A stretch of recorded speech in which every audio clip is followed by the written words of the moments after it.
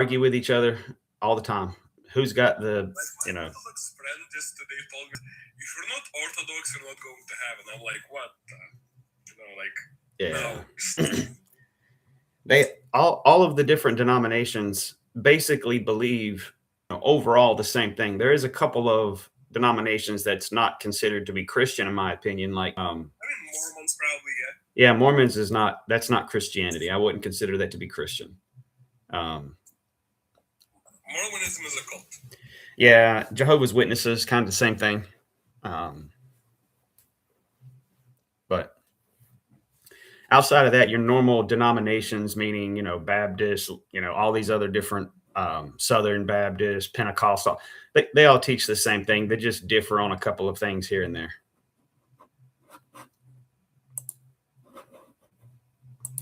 Yeah, and like Joseph Smith, like their leader was like a known conman as well. So that's like a big issue with like trusting him as a person, Yeah. If you look at his past and background. Yeah. I mean, I'm not saying there's no way that he like changed and stuff, but if you look at his behavioral patterns, like everything just kind of points into it being a cult and being a scam. Yeah, you just have to believe everything that he said. I found these golden tablets, and you just have to believe it. And yeah, but somehow he disappeared into heaven after a while. Like it's Well, he was just wrong about so many things too, and the test of a prophet is if they're wrong, then the message clearly wasn't from God. And they spent a lot of money on buying Egyptian tablets. And Joseph Smith said that he was able to translate the tablets. This was before they found the Rosetta Stone, obviously. So nobody knew what the Egyptian writing was. So he translated it, and come to find out, he was wrong. We have the Rosetta Stone, so we know that he just kind of made that up. Was it like they tried to find like evidence and it was something about the cows instead of like other stuff? Like I don't know. I don't know. Do you know what I'm talking about? I don't know. I don't like. I usually do, I mean, I know a little bit, but it's not something I would debate on. It's not really, I don't really care about throwing rocks inside the tent. I think they need to get saved, and I would tell them that their religious viewpoint is wrong, but it's not. I'll let somebody else fight that fight. Yeah, though I'm not gonna lie, Mormonism is like tempting though. Like it sounds cool, You have your own planet, you get to be God in it. Like if you reach high enough level, like it sounds cool, Yeah, it sounds good. That's why it's made up. God's not gonna. You don't get to go to heaven and be a god. There's only one God, so you don't get to go to heaven and be your own god over your own universe. But I mean, you gotta admit it sounds cool. I mean, yeah, it sounds nice if you could have your own universe and you get to be God. The only problem is it's not true, and I wouldn't stake my soul on it, right? So truth matters. So I definitely wouldn't stake my soul on something that's false. The Bible says that God is a jealous God, and besides me, there is no other. So he's not going to share with you. You're not going to be a God of your own universe. It's not how that's going to work. Oh, I just looked up what I meant. So basically, as you looked up for the Rosetta Stone that had like actually divine message of like Mormonism, that's supposed to have divine message of Mormonism, it turned out to be cow statistics. I'm not making it up. I have like somewhere actually a source to actually back it up. It's pretty funny. Yeah.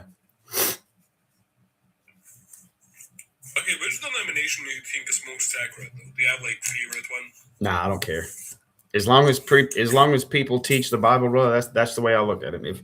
If I can listen to anybody, as long as what they're saying matches up with the Bible, and they're allowed to have a little conjecture here and there, as long as people clearly notate what they believe compared to what the Bible says, right? Okay, so, what do you think about Orthodox saints adding stuff to Christianity? Do you think that's problematic? Say it again. Ashley, get in. Do you think there's problem in the early church fathers adding stuff to the Bible? Like what?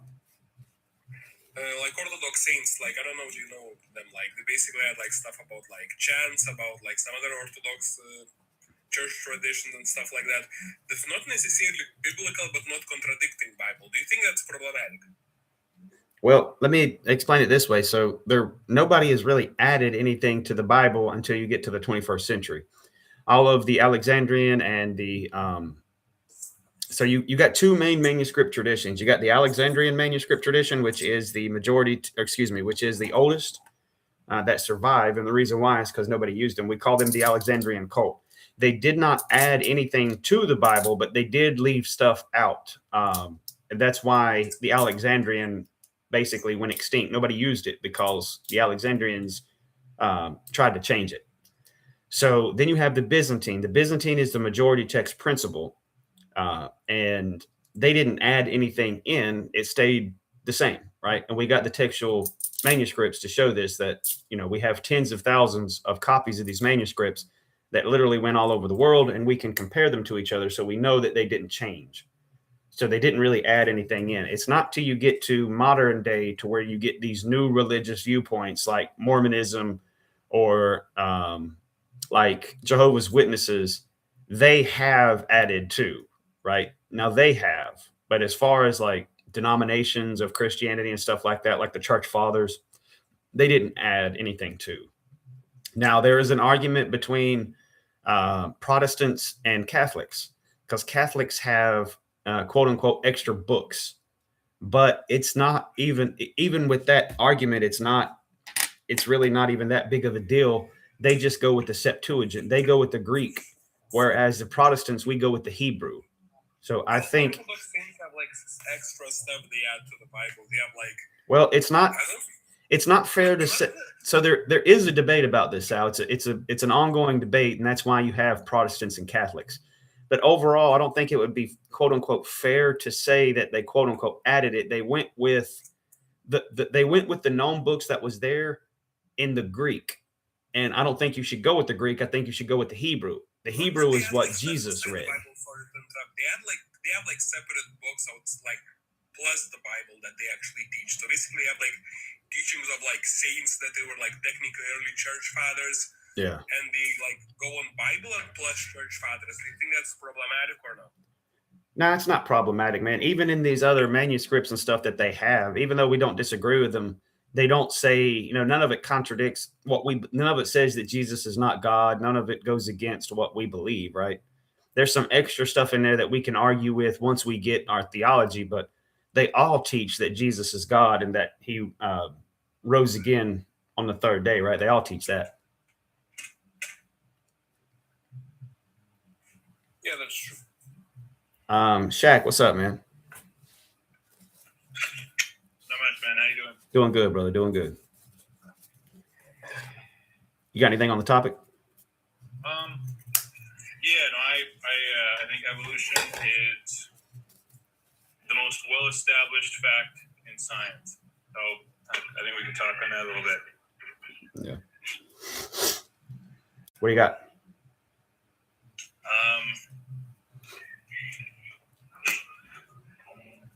Why do you think it's a lie, I guess? Well, I believe in micro, right? I think anything outside of micro is not testable and observable. Okay. So, like, what would you say the difference is between micro and macro?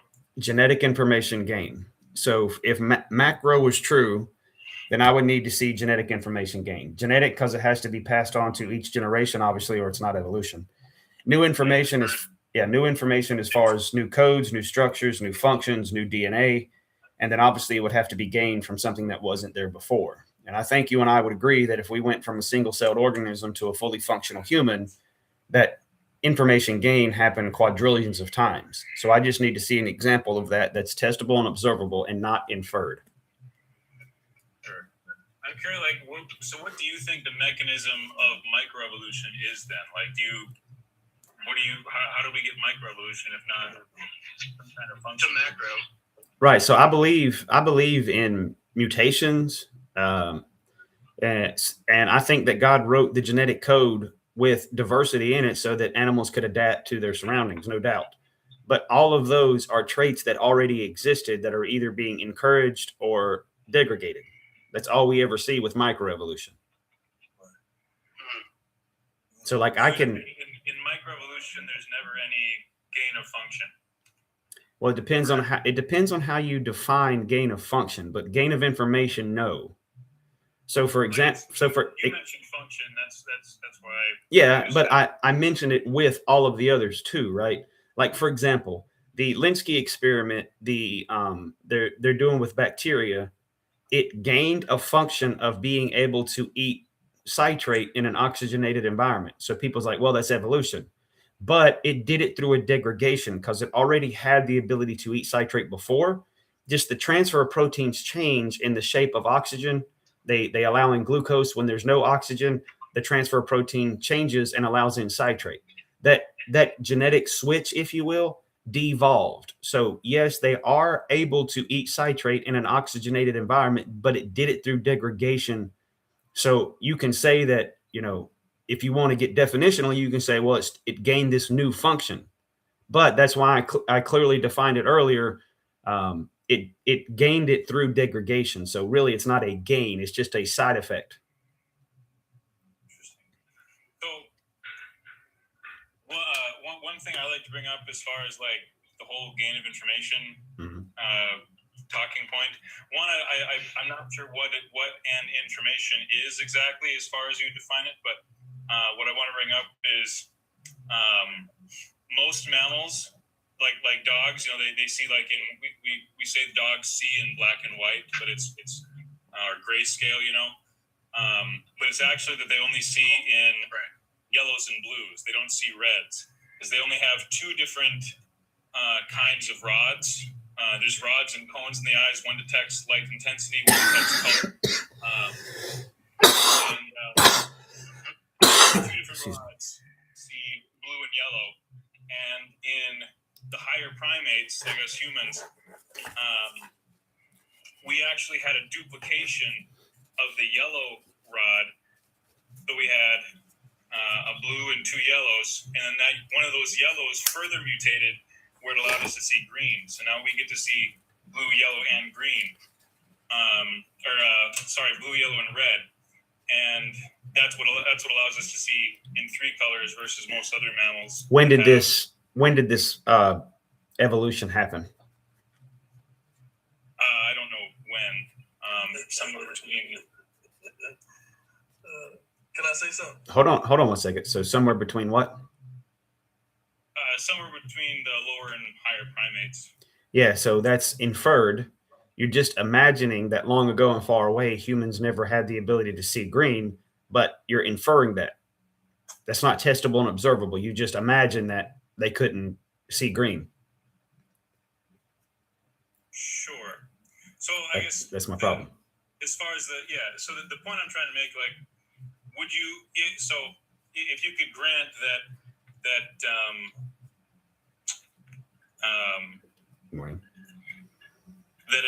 this happened at some point, I mean, would you call that a gain of function or gain of new information? Would that not the way you described it? It wouldn't be, because you literally just said that it had a pre-existing gene that duplicated, and duplicated information is the same information that's duplicated.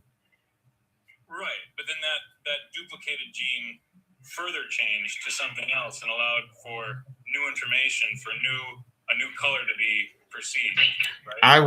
I would argue it more if I had more information on it, but the problem is, brother, you're inferring it, and I can't test that. You're just inferring that long ago and far away we had this information gain, but it's not testable and observable. So it's kind of, there's nothing for me to respond to because it's just inference. That's why I said I like to use bacteria, because evolution is not time based; it's generational based. Go ahead, Alfonso. Well, we talked like this in school about the evolution of, and I'm like, here's what I say: if they try to say people evolved from monkeys, then why are they talking around? Why are they the metaphor changing it to people now? And also, why aren't they talking? I can answer that. Go ahead.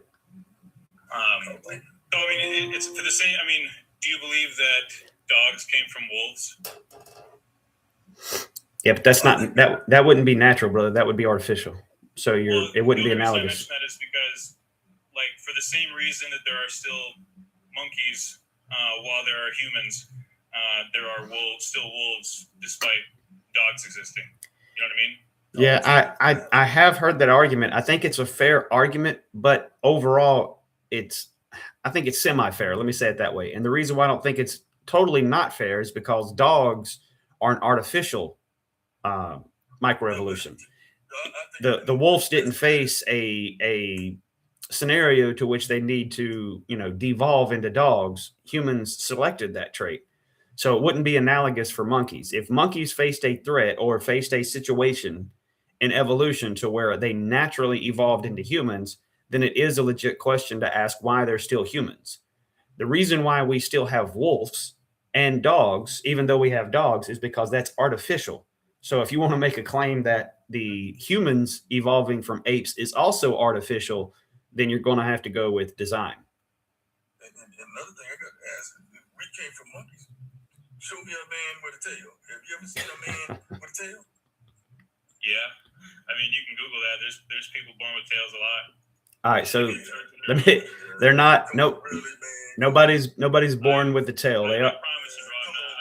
I'm not making anything up. Just Well, show me Google. hold on. We got to define what a tail is because it's not a tail.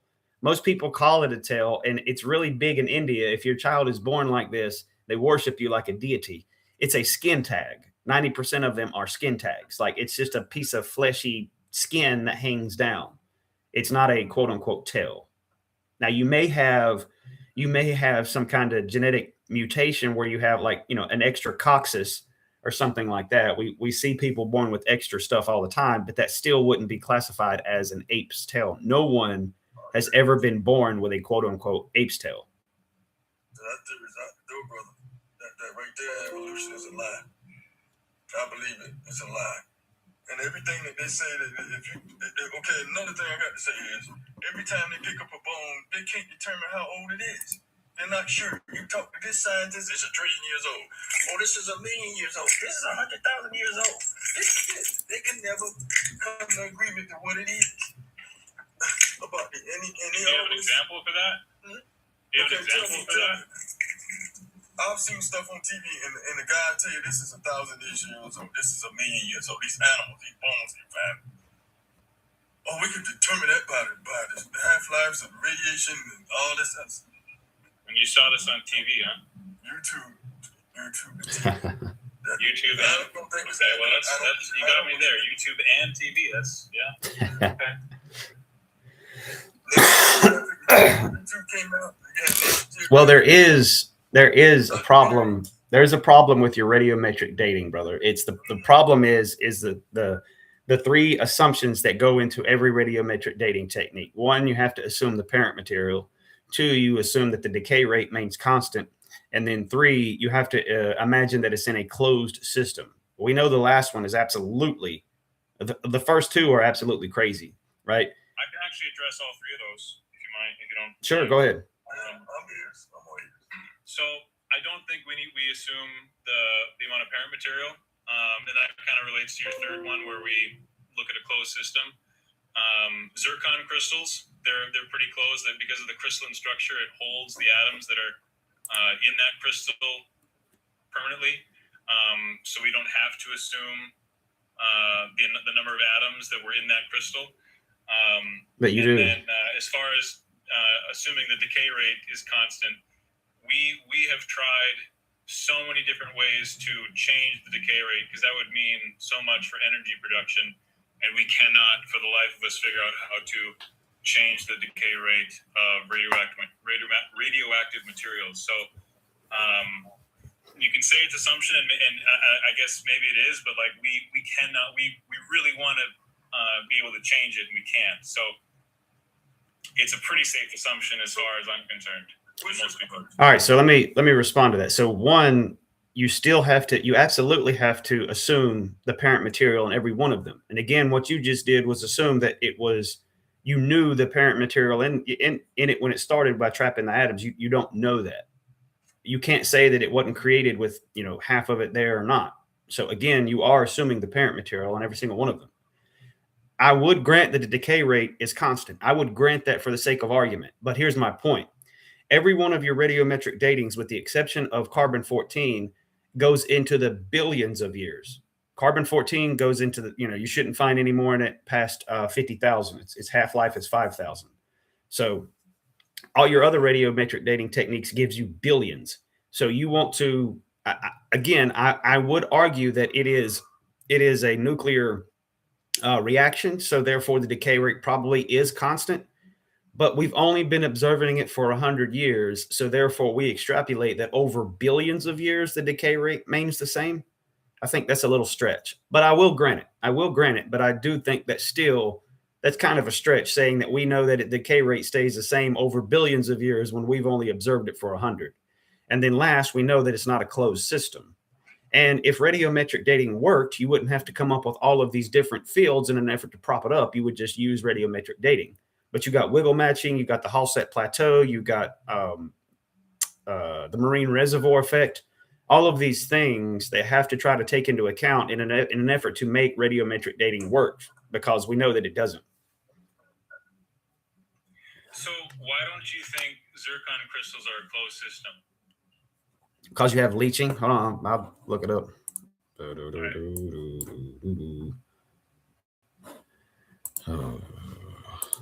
I guess the reason we look at zircon crystals is, like I said, because of the zircon crystalline structure, it's really difficult for atoms to leave or enter that structure. And yeah, the half-life of uranium-238 is like 4.4 billion years. The half-life for uranium-234 is like 700 million years, I think. And they're not the only reactions that we're looking at. There's also argon.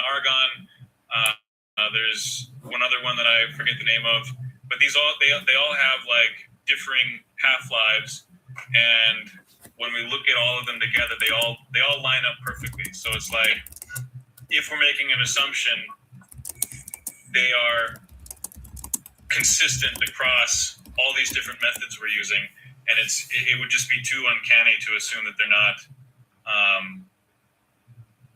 coming from the same amount of time, if that makes sense. Yeah. Now, I usually do carbon-14 because it's the one that most people know. But granted, I'm not an expert on the zircon. I have looked into them a little bit. So, I just Googled it, and it clearly says that it's a open system. So it's not a closed system. Okay. Now, granted, if you have a... The AI overview right here says zircon crystals are generally considered exceptionally good closed systems for radiometric dating, but they are not perfectly closed in all scenarios. So I'll grant you that it's maybe not perfect, but I feel like we can get a pretty good idea by making lead isotope ratios, by making assumptions, right? And another thing too, here's what y'all coming up with saying all this stuff about the half-lives and radio. They can't even decide how old do you think the Earth is? The Earth is about 4.5 billion years old. Where did you get that source from? Some people said it's millions of years old, billions of years old. So what's your source?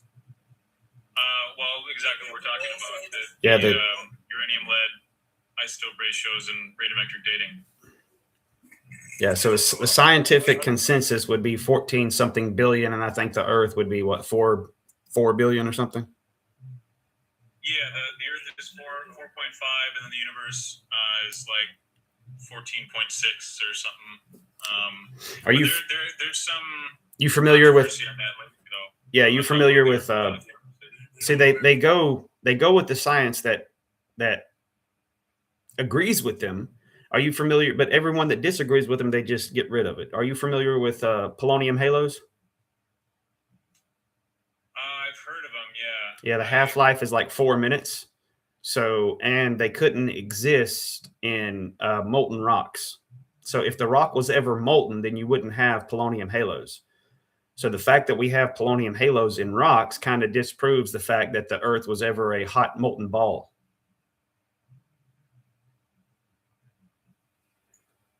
Say it again. I was Googling that. Yeah, the fact that we have polonium halos in rocks kind of disproves the fact that the Earth was ever a hot molten ball. And why is that? Because how does that work? Because their half-life is like 4 minutes or something like that. So they can't exist in rock that was ever molten. Well, if they only last for 4 minutes, then how are we finding them intact? Like, how do we even know they exist if they're only exactly? They create a halo, and so that's what one of the things that helped shows that, in my opinion, obviously, that the rock was created and not molten. Well, you guys, I'm gonna have to go here. Y'all have a good day. All right, man. Appreciate it. Go to live, man. Yeah, man. Bye bye.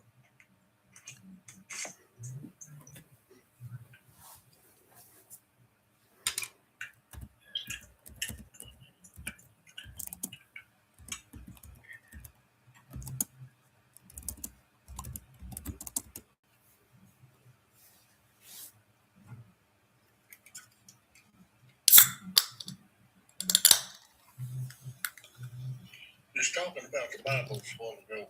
What's the Gutenberg Bible? It was a translation that Mr. Gutenberg translated himself.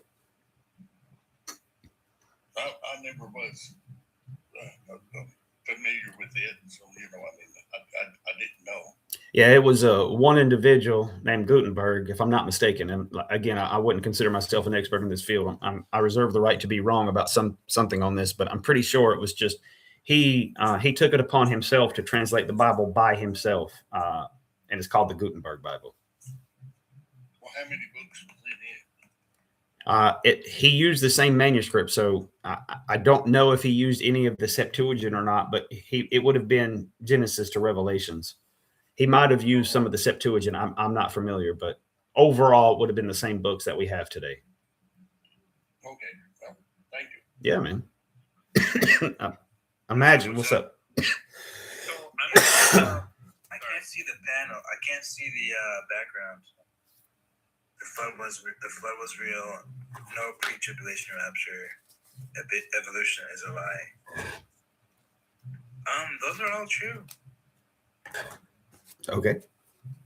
So I'm reading that mainstream science holds that these halos are formed by continuous long-term supply of polonium from uranium decay in the surrounding rock, not from primordial polonium.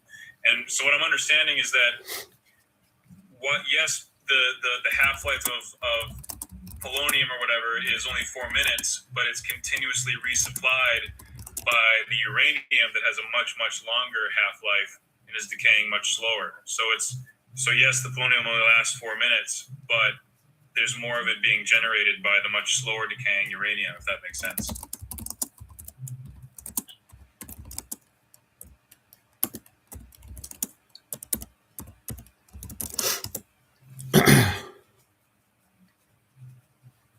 All right, I have to take a look at it because I know that I have to get my sources on it, and I'll do a separate study on it. But I know the guy who come up with polonium, he found this polonium halos in rocks, and he got fired actually at his university, if I'm not mistaken, because of the implications of the polonium halos.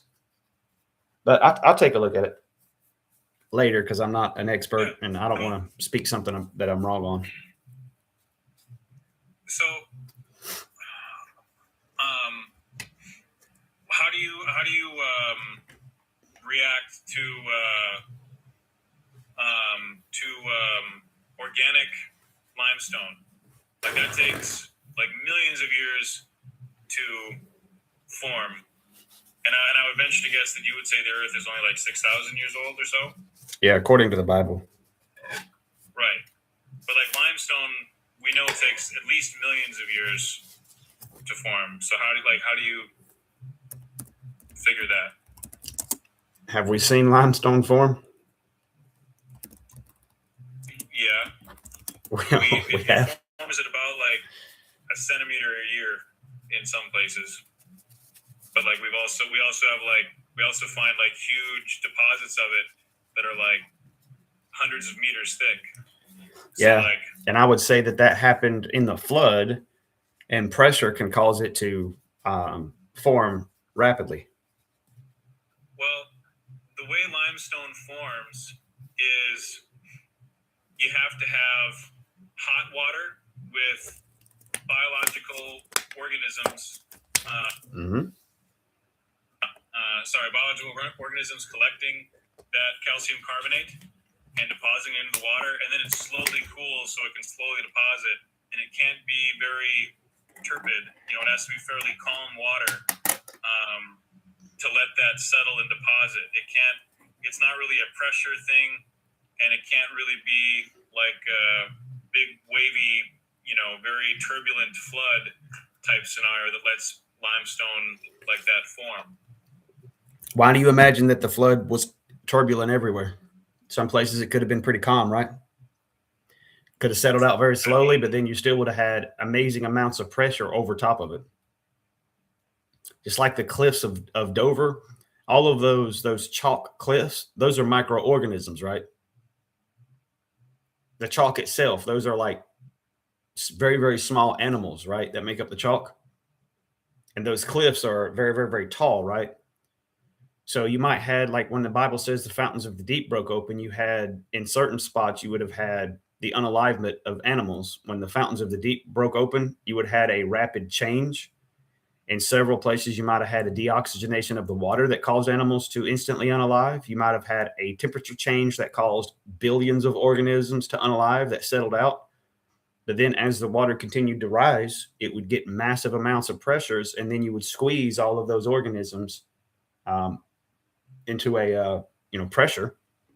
Pressure would cause heat, obviously, and that would form rock. Yeah, I guess the problems that I see with that is I just have a hard time believing that there's going to be any like calm places in a worldwide catastrophic flood that opens up and then clears out within a year, and then also the amount of organisms that would be required to generate all that calcium carbonate. I don't think that they would. The world was literally die in that year. Well, I mean, I get that you don't. I get you don't think that, but let's use Occam's razor. Which one is more takes the least amount of assumptions? Like the Hells Creek Formation, if I'm not mistaken, goes from the top of Texas all the way up into Canada, right?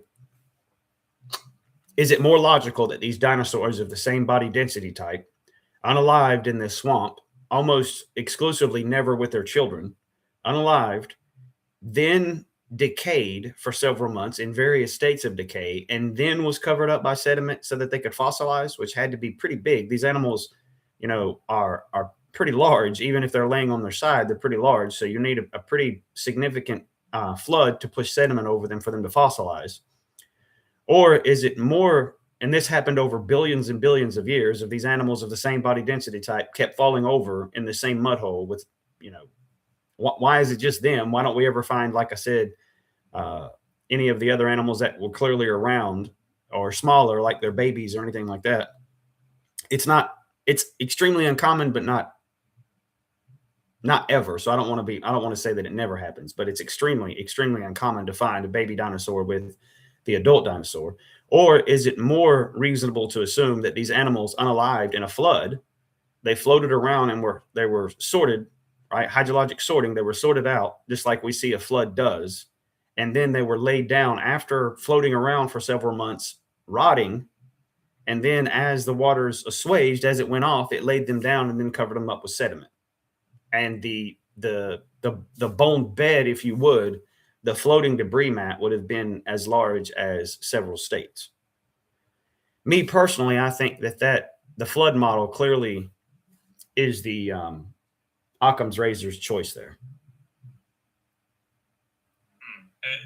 We've moved on from limestone formation. Is what I'm understanding? Well, we were talking about the flood, so this is the flood. Okay, that's fine. I was hoping to get some clarification on limestone formation, but yeah, you said this was the particular a particular fossil bed or whatever that I can Google. Yeah, it's like the Hells Creek Formation, if I'm not mistaken. Hells Creek Formation.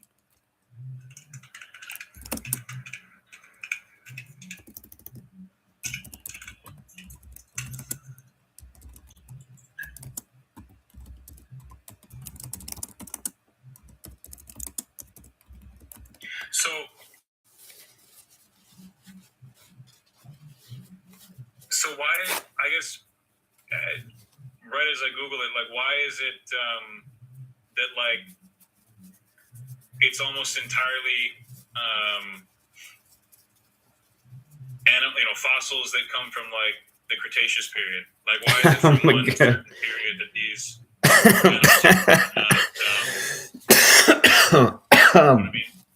yeah, because that's what they've called it, right? So the animals didn't know what period they were from. You find all these animals there, so then you label it that. So then that's that's a flaw, brother. Like if you go there and say that you find duck-billed dinosaurs, Triceratops, and the Tyrannosaurus Rex, right? Well, if you use an index fossil and say these animals are from the Cretaceous period, and then later come back and say, why do we only find these animals from the Cretaceous period there? That's because you've named them that. That's why. Sure, that makes sense. But granted, I'm not a limestone guy. It's not something that I've looked up, but I would just Google how limestone formed according to the flood model, and it'd probably give you a better answer than I could. I haven't studied well, let's do that limestone. together if you don't mind. Sure.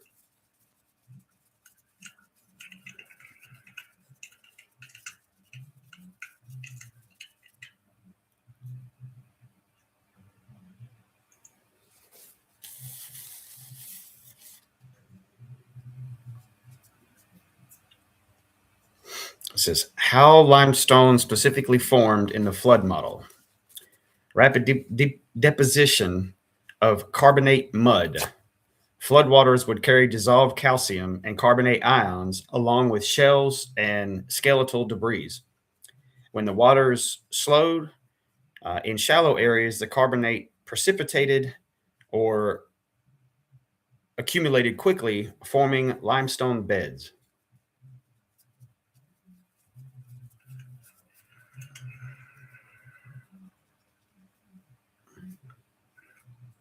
Yeah, I'm seeing rapid deposition during the flood. Most major limestone layers are believed to have been laid down quickly by massive amounts of water during the global flood. This is often contrasted with the secular view of slow accumulation over millions of years. Oh, that's funny. They talk about the chalk. I didn't even know that they were going to be related.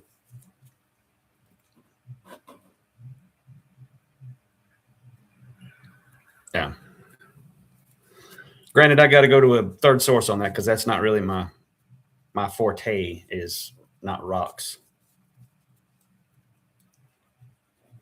Yeah, I mean, I'm seeing that scientists argue that a single year-long flood could not produce the volume of limestone found on Earth, which is thousands of feet thick, without generating enough heat to melt the planet, basically. Yeah, but the problem with that is they're not taking in the canopy theory, right? So the Jews taught that there was a crystalline canopy over the world. Now, you can say I don't agree with it, but what you can't say is that the flood model doesn't show that. For example, even if you believe in evolution, you believe that there was hyperbaric-like conditions in the pre-flood world, right? In history. The reason why is because insects breathe through their skin, so they don't have lungs like we have lungs, and they get as large as their environment lets them. So with our oxygen, it being a lot less pressure, and it's what, 20% something oxygen in our atmosphere today, like the dragonfly gets about a couple of inches, 3 inches wide today. But in the pre-flood world, or if you want to go prehistoric world, they used to get 3 foot long. So clearly the atmosphere had hyperbaric-like conditions. So what happens is in the flood model, whether, like I said, you believe it or not, that canopy broke during the flood, and you went from an air pressure. I don't know. The Jews taught that it was a crystalline canopy about 2 inches thick, but they don't say. Are you talking like a firmament? Yeah. Yeah. Okay. So. Yeah, I don't buy into the firmament idea. Well, that's fine, but you have to hold on, brother. You still have to come up with a reason as to why the Earth had hyperbaric-like conditions. So there was some process. I think the firmament fixes that, but if you don't have it, you have to have some kind of process as to why the world was like a hyperbaric-like conditions, to where you had the pressure was a lot higher and oxygen content. You can see this in amber. It used to be 30%. Now it's 20%. This forced animals to get extremely big, So hold on, let me at least finish this for the people in the comments. So what happens is that the world would have been more pressurized. The firmament would have kept it more pressurized. Once that firmament broke, then you would have had an expansion, right? Maybe the atmosphere, I don't know, but maybe the atmosphere, let's just imagine, to make the math simple, that it went from 10 miles to, 40 miles out. That expansion would dissipate your heat problem very easily. So I don't think, I think you're getting the definition of hyperbaric confused. Hyperbaric is like increased pressure, which is, I think, is what you're looking for with the firmament. So how did I encasing the earth and holding more pressure inside? But that would not be evidenced by larger insects. It's not just larger insects. It's not just larger insects, brother. You had brachiosauruses, you had diplodocus, you had these animals that grew extremely, extremely large. If you were to bring them back like Jurassic Park today, they couldn't get that large. Our atmosphere wouldn't allow it. The brachiosaurus has the nostrils the size of a horse, right? So it couldn't get in enough oxygen to oxygenate its blood in 20% oxygen. You would have to grow it inside of a hyperbaric chamber in an effort, like a biodome, in an effort to get it that big. But I guess where are you evidencing? Where are you getting evidence for a higher pressure Earth? Well, I've used the fossil record, like I just showed you. Insects only get that big in hyperbaric-like conditions, and we see this. That, like I said, even if you don't believe in the canopy model, you don't have to. That's fine, but you still have to believe that there was something different, and most of them do. There's, like I said, we have the part that's not up for debate is that the fact that we have oxygen content inside of amber that was a lot higher. It's 30% or something back then. So that shows, one, and higher oxygen content, and two, I think pressure, since the fact that these animals got as large as they did. Like I said, I think you're confusing higher oxygen. Brother, you keep no disrespect, but you're saying that I'm confusing something, and then you explain it the exact way that I explained it. So how am I confusing it if you agree that I'm explaining it the same way that you're explaining it? So I'm not confusing hyperbaric and more oxygen. I'm saying both. If I could just have the floor for just a Sure. few seconds, I think I can clear it up. Sure. I think you're saying that higher oxygen content is the same as hyperbaric, and I'm saying those are two different things. Right. I'm not saying that. I'm saying that there was both. Okay. I'm saying that there was a higher oxygen content and that there was hyperbaric-like conditions.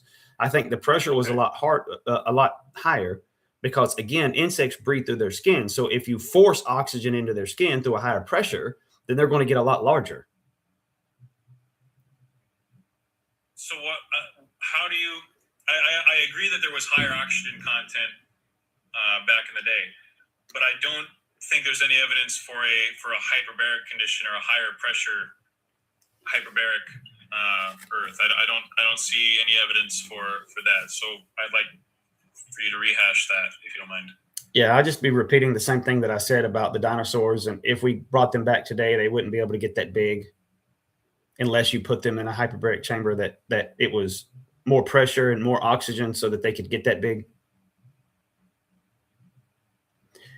Again, so you're saying that because the dinosaurs were bigger, then we know that there was more pressure in the atmosphere. Yeah, that would be my contention. I don't know that if I could prove it for, beyond a shadow of a doubt, but that would be my contention. I think, again, I understand. I haven't brought up the Bible because, I wouldn't expect you to believe the Bible, but clearly something happened. The pre-flood world was different. People lived to be 900 years old, and after that, they lived to be 100. Something in the pre-flood world was clearly different.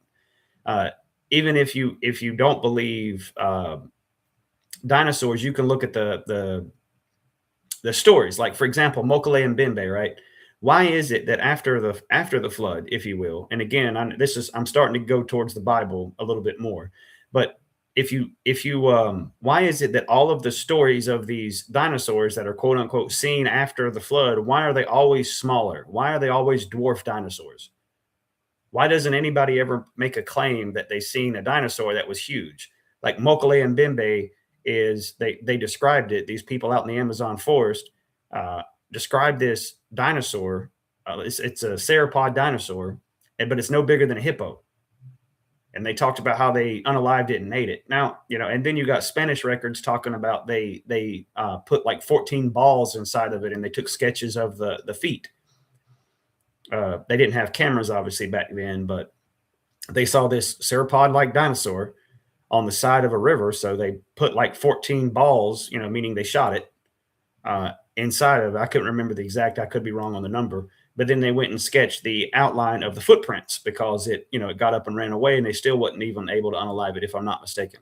But why is it that they're always, when they talk about these animals, they're always dwarfs compared to what they used to be?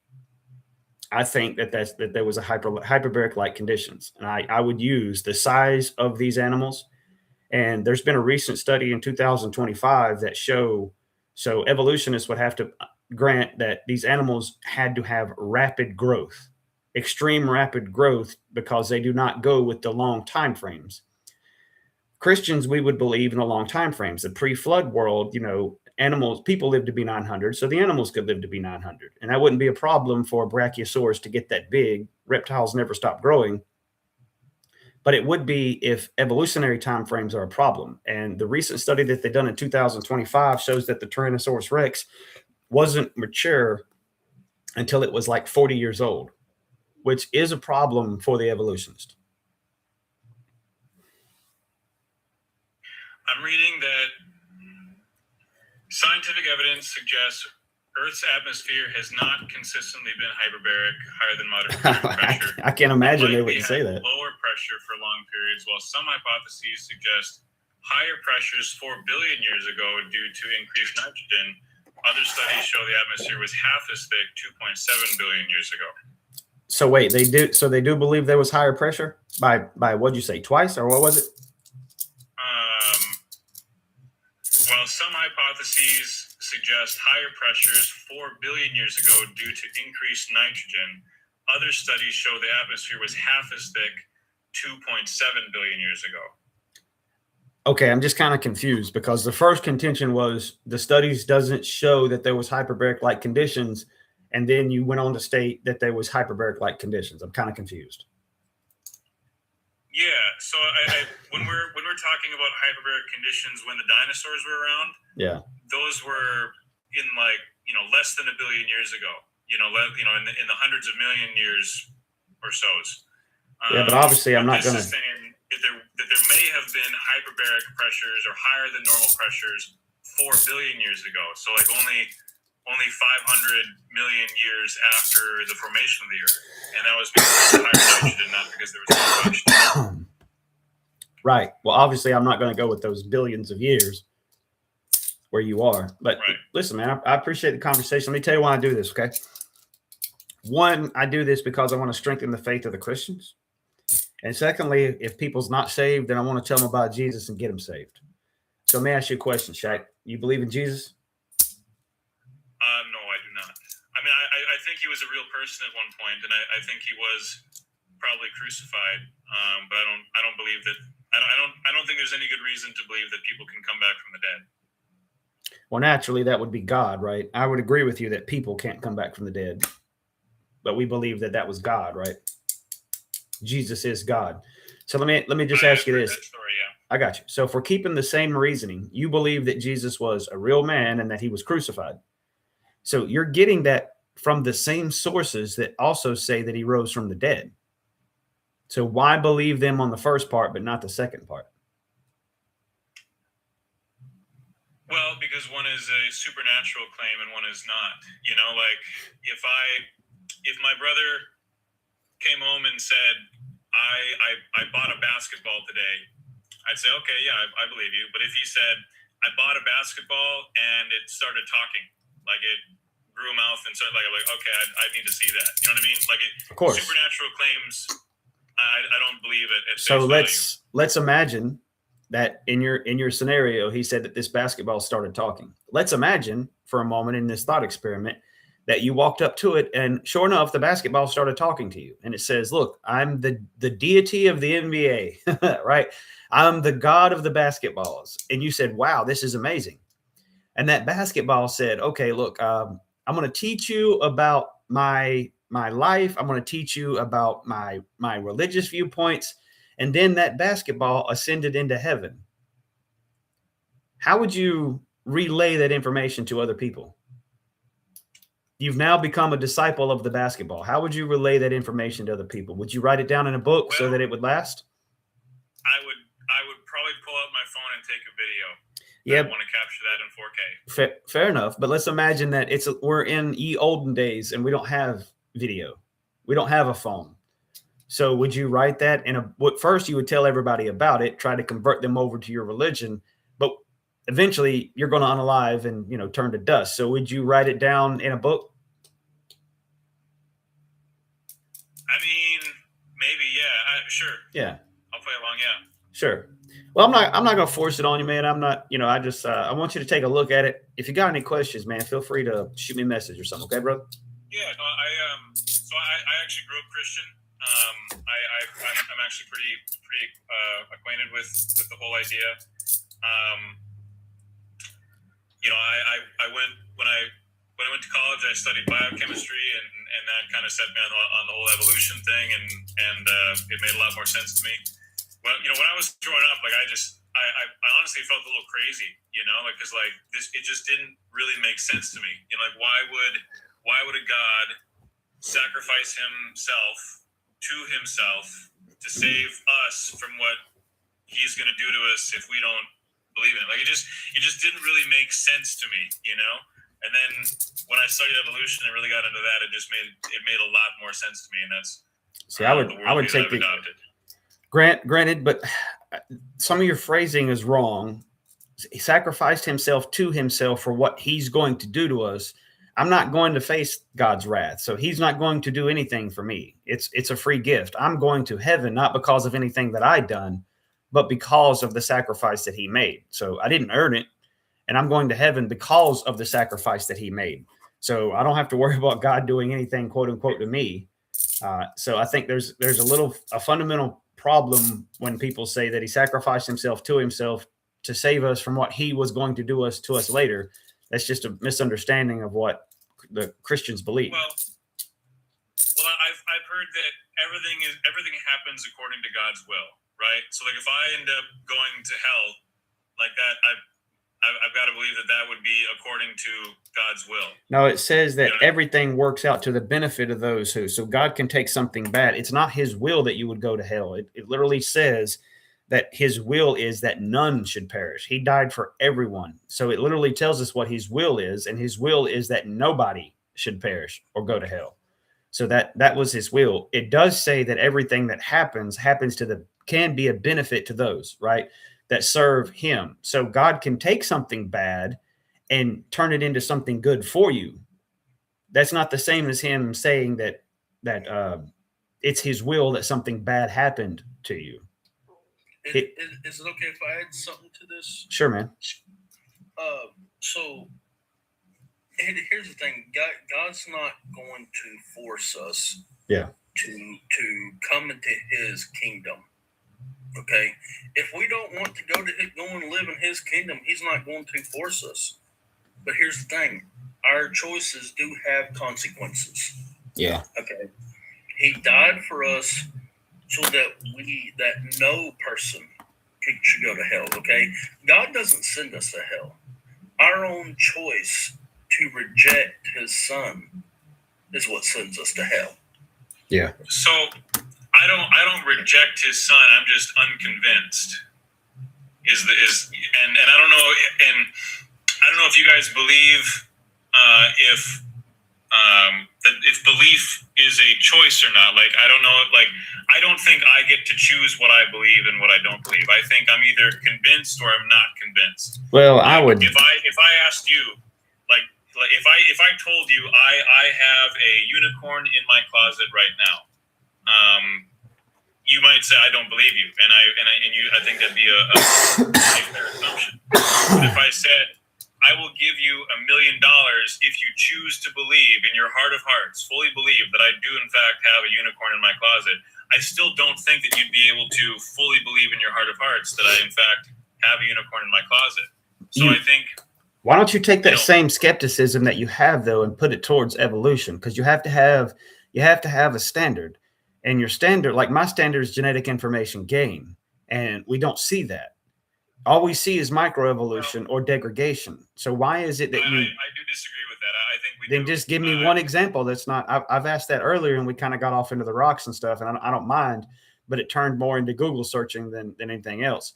So I'm still looking for one example that's not inferred of genetic information gain. I like to use bacteria because they can have, 9 generations in a single day. So why is it in the same generational count that we went from ape to humans, we had millions or billions of information gains through evolution, but in the same generational count in bacteria, we get degraded bacteria?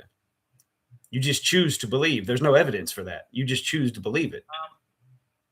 Well, we kind of shifted. I did want to kind of establish why I have rejected the Christian faith, and we can go back to evolution. That's totally fine. That's fine, brother. I just want to make sure that you're consistent.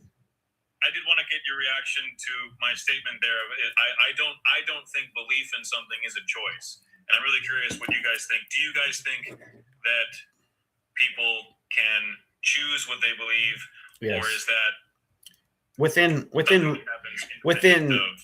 reason? Yeah, within reason, and that's my point, right?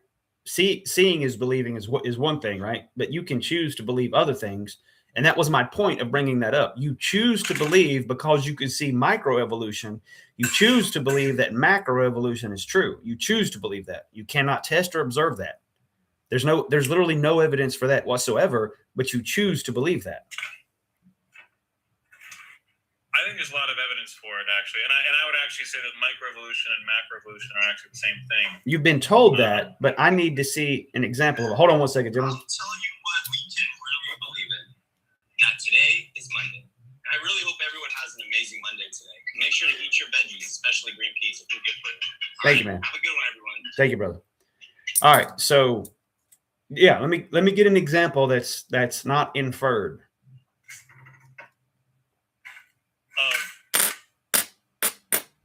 Of what exactly? I'm not an evolution expert. I have an undergrad degree in biochemistry, and that's it. I got you. I'm certainly So- no expert in evolution. I got you, and I'm not an expert in rock formations, but I still walk through it with you. The genetic information gain. If we went from a single-celled organism to a fully functional human, genetic information gain has happened quadrillions of times. I just need one example of that in the history of everything. I need one example of genetic information gain. That's not microevolution and that's not degradation, because as long as I've been doing this, when I talk to evolutionists, they will always give me two examples. They will give me an example of microevolution, which I believe, or they'll give me an example of degradation and then claim that long ago and far away there was information gain. I have not received not one example of genetic information gain. And that's because clearly I don't believe it happens. But I'm open if anybody wants to bring the evidence. There's no evolution. Hold on, brother. Well, I'd like to respond real quick. Yeah, please, go ahead. If you don't mind. I'm not an expert in evolution, but there's I don't know if you've ever heard of Gutsick Given on YouTube. She's got a great series she's doing with Will Duffy. He's a pastor. The two of them are doing this awesome PowerPoint presentation. They're going through it together, and he's pressing her for these kinds of questions they're asking, and she's answering them much better than I could ever possibly hope to answer them. I think you'd really learn. I think you'd really appreciate checking them out on YouTube. Gutsick Given. All right, I'll check it out. But to give my best answer to your question, I do think that higher primates being able to see a whole new color, the color red, I think that's information gain. I think we gained information when we they told you that, but do you have any example of them not of a time to when they didn't see it and then now we saw that they can see it? That's inferred. But anyway, I got you. I don't want to rehash it up. Other apes can't see the color red, and we can see the color red. And you're just inferring that we come from apes and we gained this thing, and I just need the evidence for that. That's just inferred. So Well, I guess what exactly are you looking for? Like, what would be an evidence then? Like, can you give me an example of what evidence? Yeah, sure. So, like I said, I like to use bacteria because it takes the billions of years away. You familiar with bacteria becoming resistant to antibiotics? Yeah. Right. So when they found that the antibiotic resistance was, they were like, wow, this is evolution. Absolutely. The mechanism was true. It faced you had this new thread that never existed before of an antibiotic. It was invented, so it never existed. And we see in the population that these bacteria are evolving a way to resist the antibiotic. So boom, it's evolution. Well, the only problem is that they come out and said this until they figured out the mechanism that it's actually doing it with. It's degrading. The receptors that the bacteria have, basically, they devolved. So a thought experiment to help people kind of understand of it. Think like the bacteria have arms and the antibiotic are handcuffs. And normal antibiotic, it comes in and it handcuffs all of the bacteria, sends them to jail, and they unalive. But every now and again, 1 in a billion generations, a bacteria is born without any arms. Normally, it would get outbred in the population because it's inferior. But in this very select scenario, it doesn't get handcuffed. So it gets to live because it's immune to the handcuffs. But it's did it through degradation. That's not information gain. It's information loss. Yeah, I mean, I don't know why we only can look at bacteria, but I think evolution is pretty. Because everything else, you don't have to. I'm just giving you my example. You're free to give me an example, whatever you want to. But the problem is that whenever you're using it, it's not testable, observable. It's inferred. Well, long ago and far away, we wasn't able to see green. Okay, how do you get that? Well, the fossil record. You can't prove that animal had children that lived. It's a bone in the dirt. You can prove that it unalive. That's what you can prove. But you're making a lot of inference on everything else. Hello.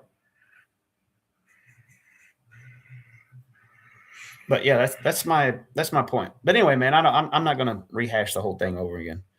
I do appreciate the conversation, man. Like I said, if you have any questions about Christ or anything like that, man, feel free to hit me up. All right. For sure. Yeah, man. I appreciate the conversation, man. Yeah, you too. All Take right. care. Yeah, you too. All right. What a good conversation, guys. Good conversation. Way to start it off. Usually I get a bunch of people in here that don't know how to have a good conversation. That was a good conversation. Tex, what's up, man? It's difficult to have those conversations. Yeah. So I had a question, or I guess a question for you. Okay. On the tribulation. Sure. I've never believed in a pre-tribulation rapture, as far as I know. I used to believe in a mid-tribulation, but I'm not even sure I believe in that anymore. What is in your you seem like you studied Revelation probably a lot. I haven't. It can be difficult to understand. Yeah. What is your take on the tribulation? Do you think it's mid-tribulation or post-tribulation? So I'll answer it this way because I don't like to give up definitions. So it is. Excuse me. Excuse me. I got a little bit of a cold.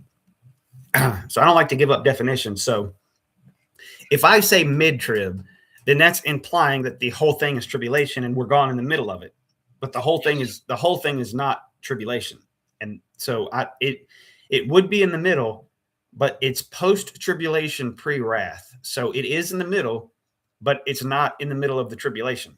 Tribulation time is 3.5 years, and then God's wrath is 3.5 years. It's very important to get these definitions correct because people don't realize it. But just by getting the definition wrong, you're implying something. Like, for example, if I say the tribulation is 70, it's the 70th week of Daniel, meaning it's 7 years long, then I'm implying that the whole thing is tribulation when it's not.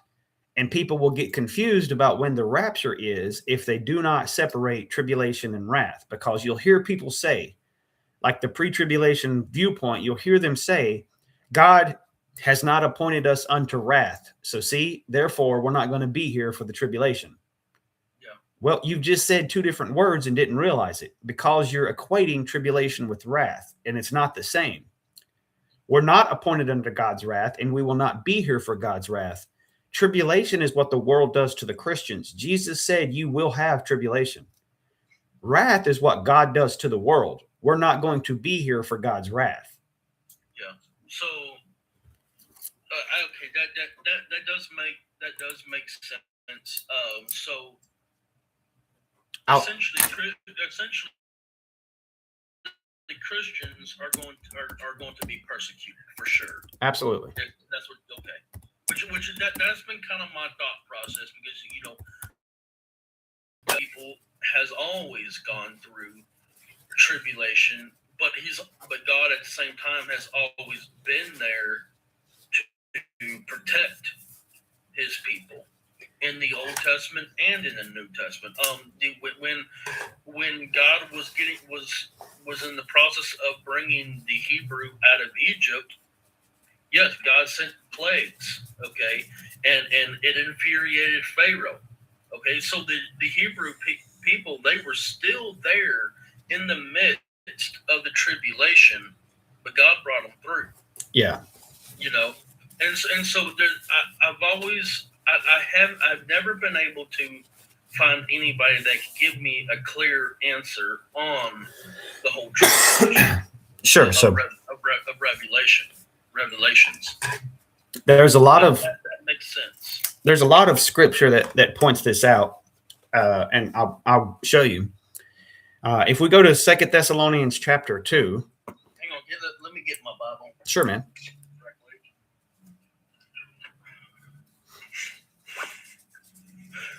All right. You said 2 Thessalonians? Yeah. 2 Thessalonians chapter 2.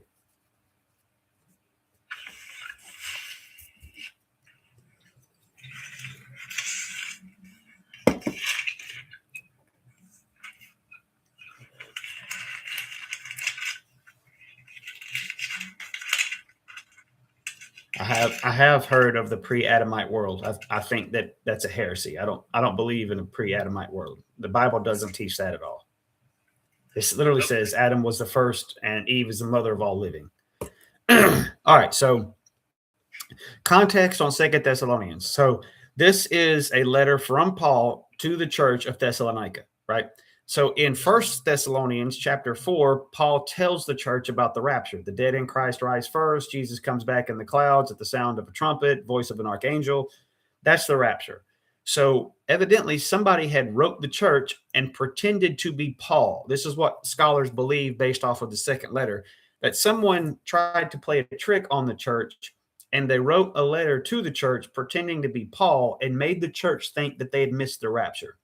Because Paul starts off his second letter to Thessalonica like this. It says, "Now I beseech you, brethren, by the coming of our Lord Jesus Christ and our gathering together unto him." So he starts off by saying, I'm begging you guys about talking about our Lord and Savior Jesus Christ, his coming back and our gathering together unto him. That's the rapture.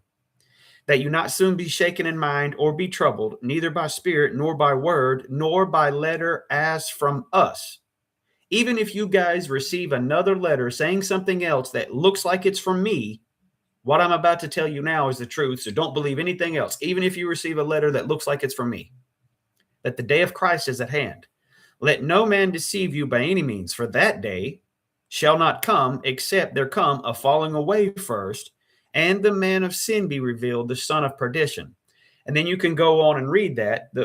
It talks about the son of perdition, the man of sin. That's clearly the Antichrist. You can see right there, he poses and exalts himself up in the temple of God. And so that's the Antichrist. Yeah.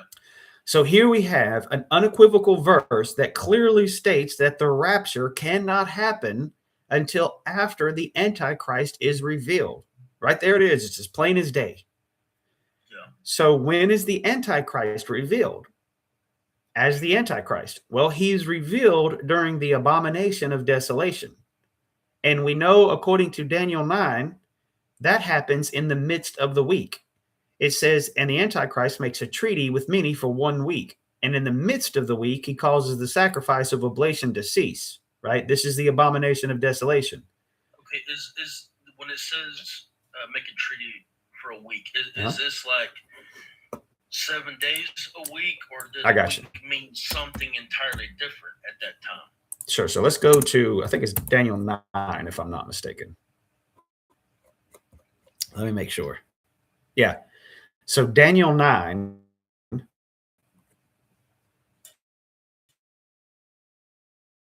And the 70th week of Daniel is the last week that hasn't happened yet, right? It's the future event. It's a 7-year time period.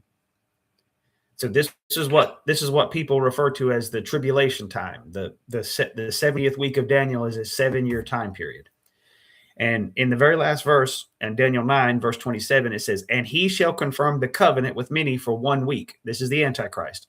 "And in the midst of the week, in the middle of the week, he shall cause the sacrifice of oblation to cease. And for the overspreading of abomination, he shall make it desolate." This is the abomination of desolation spoken of by Daniel, spoken of by Jesus, right? This is the abomination. So the Antichrist does something like sacrifices a pig on the altar or something. And because he's defiled the temple, now the Jews can't sacrifice in there anymore. And then he sets himself up to be God in the temple. Yeah. So we know that this is the 3.5-year mark, right? So you got a 7-year period. In the middle of that would be 3.5 years. And we know that the rapture will not happen until after he's revealed. So right there, unequivocally, bottom line, write it down, pre-tribulation viewpoint cannot be correct because of 2 Thessalonians says that it happens after he is revealed. And he is revealed after 3.5 years. So the pre-tribulation rapture could not possibly be true. Okay. I get what you're saying. So it is mid-tribulation, but it's pre-tribulation. It's post-tribulation, pre-wrath. But yeah, some people call that mid. Okay. Yes, I get what you're saying now. That makes a whole lot of sense now. I wish I could stay up here longer. I'll definitely come back up. I've actually got a Bible study I got to go to here in about 15 minutes. But I appreciate you explaining this. It definitely opened up a lot of scripture, showing what the difference is between the pre-mid and the different beliefs on that and stuff like that. Thank you, man. Yeah. All right. I'll definitely come back up. Yeah, man. Appreciate it. All right. So to some of the guys in the comments, which is the 7th trump? No, the trumpets are God's wrath.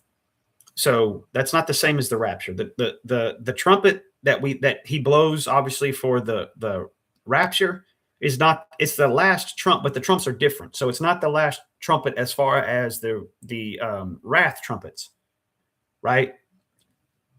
So those trumpets are blown in heaven. I think the trumpet that for the rapture, I think everybody's going to hear that. The trumpets that's blown for the wrath are in heaven, in my opinion, clearly. So it's not the same. It's not the last trump as far as the wrath trumpets. We're not going to be here for the wrath trumpets. And if it was, then Jesus lied about us having to go through wrath. We're not appointed unto wrath, but the trumpets are clearly God's wrath. Now, you have the seals, you got the trumpets, and you got the bowls, right? The seals are not God's wrath. The trumpets and the bowls are God's wrath, but the seals are not.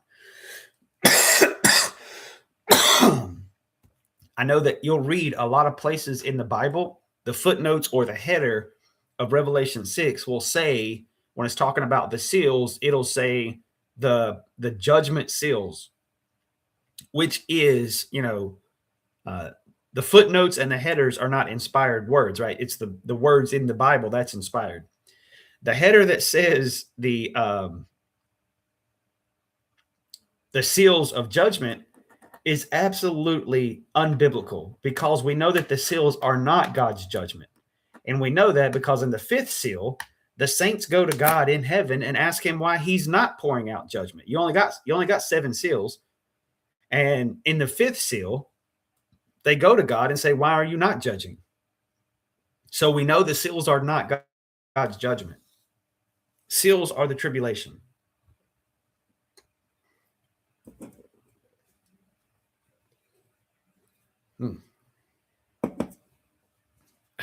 Sorry, guys. I got a little bit of a cold.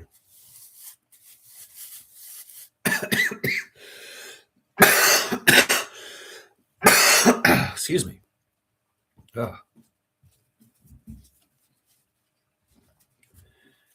Yeah.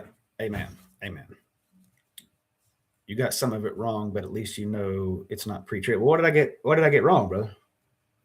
Yeah, what did I get wrong?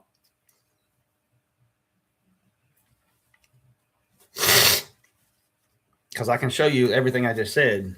I can show you biblically on. We know exactly when the wrath of God falls. And we know we're not appointed under God's wrath. And I can show you that the seals, again, are not God's wrath because they run to the mountains and say, let us hide us from the face of him, from the wrath of the Lamb to come. So in the 6th seal, they describe everything after that as wrath. Everything before that is not wrath. So, yeah, thank you, Johnny. Yeah, I'm not wrong. I can show you biblically. There is no proof of the flood, literally no evidence whatsoever to support your claim. Okay, how about hydrologic sorting or polystratofossils or bone beds that literally take up several states? You would have to believe that all of these dinosaurs walked in the same mud puddle, fell over unalived, decayed, and was then covered up by a flood after they unalived and then after they decayed. Or is it more likely that a flood unalived these things, sorted them out by body density type, which we see in a flood? They floated around for several months, rotted, and then laid down in sediment and covered up and fossilized. Yeah, clearly the flood. You got polystratofossils. You got hydrologic sorting all over the planet, man, all over the planet. So to say that there's no evidence, I'd probably Google that before you come in here and make a statement. At least Google what creationists say about the flood and the evidence before I come here and say that there is no evidence for it. No, asteroid took the dinosaurs out in the earth, covered them, no flood. Okay, if an asteroid took out the dinosaurs, then why was there no children around with them? Why is it all the same dinosaurs with the same body density type? Dinosaurs were egg nesters, layers. So you can say that some dinosaurs probably abandoned their young early, but it's also not conducive to see that, especially like the duck-billed dinosaur. We understood that they unalived around their nest a lot of the time. So these were natures, right? They stayed with their children a lot, right? Especially with the duck-billed dinosaur. So why is it that we almost never find the adults with the children? It's almost like they were running from a cataclysm and the children couldn't keep up.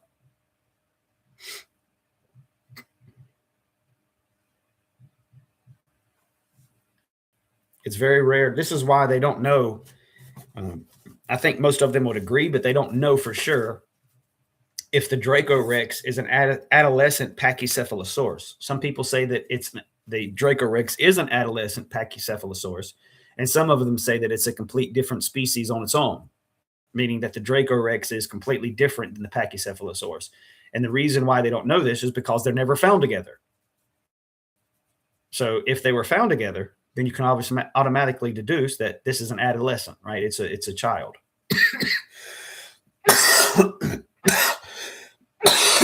Oh, excuse me. It's cold. It's kicking my butt.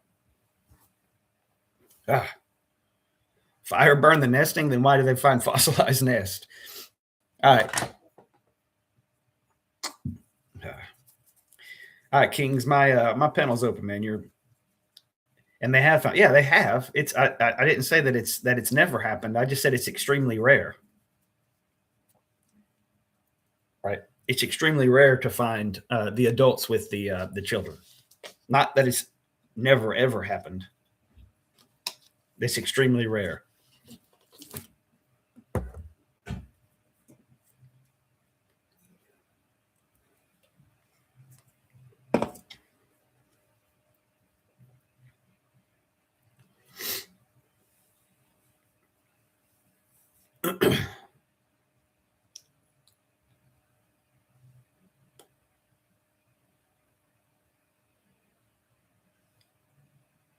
Fossilization is a process and it doesn't always work. Yeah, I know it. The process that you need to have in fossilization is rapid sediment burial, which happens in a flood, right? You got to cut off the oxygen content, because even if you just unalive something and bury it, as long as it has oxygen going to it, then the microorganisms inside the organism will still live and will eat the bone and everything away to nothing, right?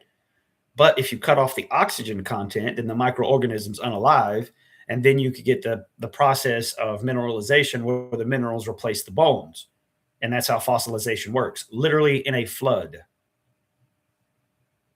Literally in a flood. On rare occasions, you might get fossilization happening from a volcano where something's buried in ash very suddenly. But even then, you need water to push out the air in between the layers. So you might have an ash layer, but even then, it's almost always laid down by water.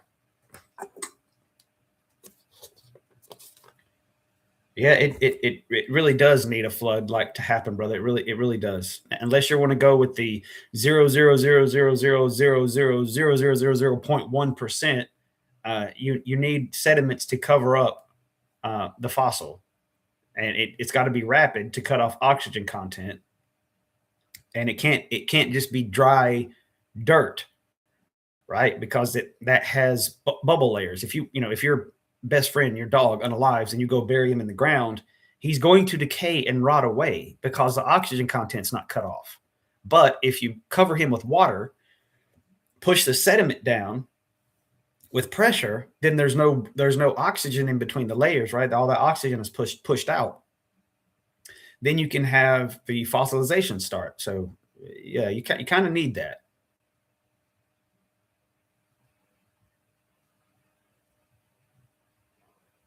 You're free to believe that, brother. You're free to believe that. Yeah, the oxygen content was different, Kings. Absolutely. Oxygen content was a lot different. That's what I was talking to with my guest earlier. Oxygen content was a lot higher back then, which allowed these animals to get a lot bigger. Okay, well then that's just ask a scientist. Okay, I have, and guess what you need, right? Now I'm not saying it's 100%, but it's most likely that you need it. You unless you're going to, like I said, you can come up. I gave the example of ash, right? That's possible. That's possible. But it's like less than 0.1%. 99.999% of all the fossils found were covered up with water. So unless you want to give, it's very possible in very select scenarios that fossils may form in other unique conditions. That's possible, but it's just not what we see for the most part. What we see over the vast majority of the fossils is that they were laid down in a flood. You do see some that are volcano, but the vast majority of them are flood.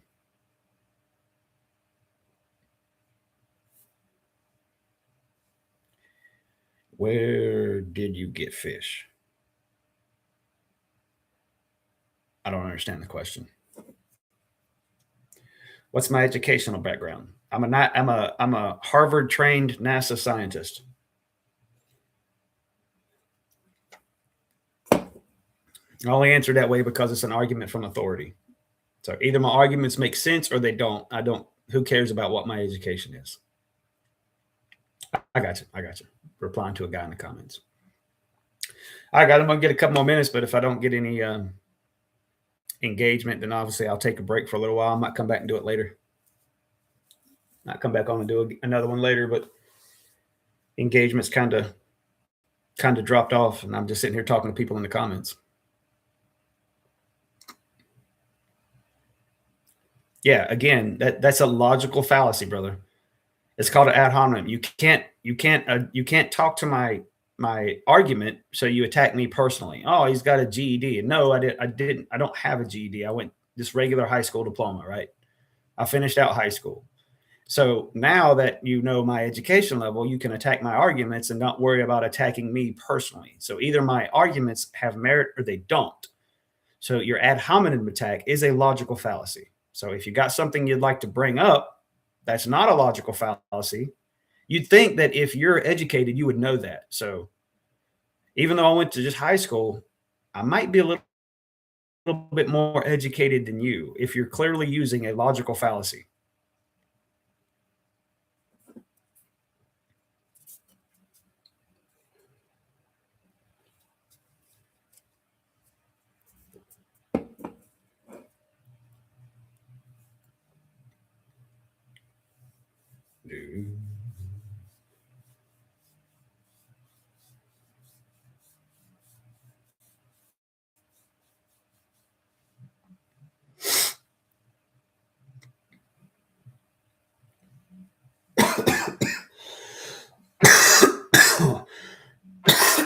Excuse me.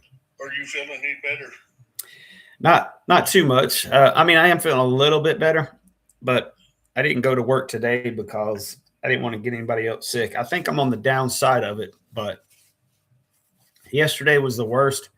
I think today's a little bit better. Hopefully by tomorrow, I'll be feeling a lot better. Well, I've not been in bed yet. Oh my goodness. I've been up all night long. Oh my goodness. You know, so What you been up for? Flu? yeah. Oh my goodness. Just horrible. Oh yeah, man. I'm sorry to hear that, brother. All right. Veggies, what's up? How's it going? Doing good. Hope you are. I am. I'm doing well. Well, since education level doesn't matter here, I would love to hear your argument that evolution is a lie. Sure. I believe in microevolution, but I don't see anything outside of that. I don't believe in macro. Well, good thing macroevolution does not exist. Well, I mean, I would love to give you a definition, but I'm not just going to argue with definitions. If I need to see evidence, if you want to. We agree on your first point. Macroevolution is not a thing. What is your argument that evolution is a lie, though? Well, that's, I don't have enough room to put everything that I believe up there. So obviously it's a conversation starter. And then people ask me questions and I answer it. So I believe in micro. So yeah, no, I'm asking what your argument is that evolution is a lie. Oh, I got you. Yeah, because there's no evidence for macro. So if there's no evidence, and then people nobody believes that. What do you mean? Macroevolution isn't a thing. So then, if you said it's a thing, that would be a lie, right? Who says it's a thing? Veggie, walk through me with this, okay? Because I'm trying to understand what you're saying. You're saying, how is evolution a lie? And I'm saying evolution is a lie because it teaches macro. And then you're agreeing that macro is not a thing. So how do you not come to the same conclusion that I am? Who teaches macroevolution? Any evolutionist that I've ever talked to believes in macroevolution. Name one. Every evolutionist that I talked to, I don't remember the guy I was just up here talking to earlier. Name one. Okay. How about Dawkins? How about Richard Dawkins? How about does not believe macroevolution? Yeah, they do. How about Charles Darwin? Okay, why don't you prove that? Veggie, I'd like to have a conversation with you, but I don't know where you're going. I don't understand what you mean. Doing. Okay. I'm having a conversation with you. You are. Do you believe? So let me ask you this. I'm asking you to prove that. Okay, so let me ask you some clarifying questions. Do you believe that we have a universal common ancestor as far as a single-celled organism? That all humans eventually came from a single-celled organism? Everything came from a single-celled organism. Yeah. So you do not believe in macroevolution then? No, macroevolution isn't a thing. Do you know what they mean by when they say? Yeah, I'm sorry. Actually, you're incorrect, Veggie. Oh, yeah, I can't have a conversation with her. She's not making any sense. I think she's trying to get a win on a definition. I think that's what she's trying to do. I don't have time for that. Such thing as a macroevolutionist. There's two of them I can give you for examples for future reference when you're asked for that. People like that, they want to argue the definition so they don't have to show the evidence. I don't have time for that. I don't bring me the evidence. But you can't say that you believe that you come from a single-celled organism and simultaneously say that you don't believe in macroevolution. That's just stupid, and I don't have time for that. So there are two prominent macroevolutionary scientists. One is David Jablonski, and one is a Bruce S. like Lieberman. So there are two very prominent ones that study macroevolution as it is. So there are two of them. So in the mainstream evolutionary field, they try to say that like if you even Google this is what it'll say, that micro and macroevolution are not evolutionary terms. They're made up by creationists. But it's just it's a definition. I'm not going to give you the definitional win by saying that evolution just means change over time or iliofrequency change over time. That way you can win the argument by just getting the definition. And that's what she's trying to do. She's just trying to win the argument from a definitional standpoint instead of going to the evidence. It's very sad.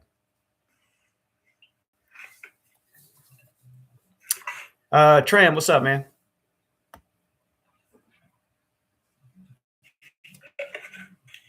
Oh, I'm sorry. I didn't mean to join, man. Oh, you're fine. Let me drop you down. Listening. Okay, I got you. Let me drop you down.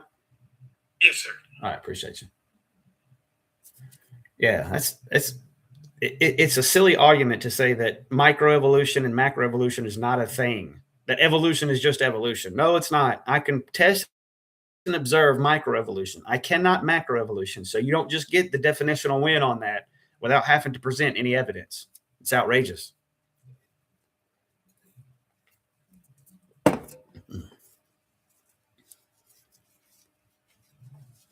How you doing today, Harlan? I'm hanging in there. I'm tired.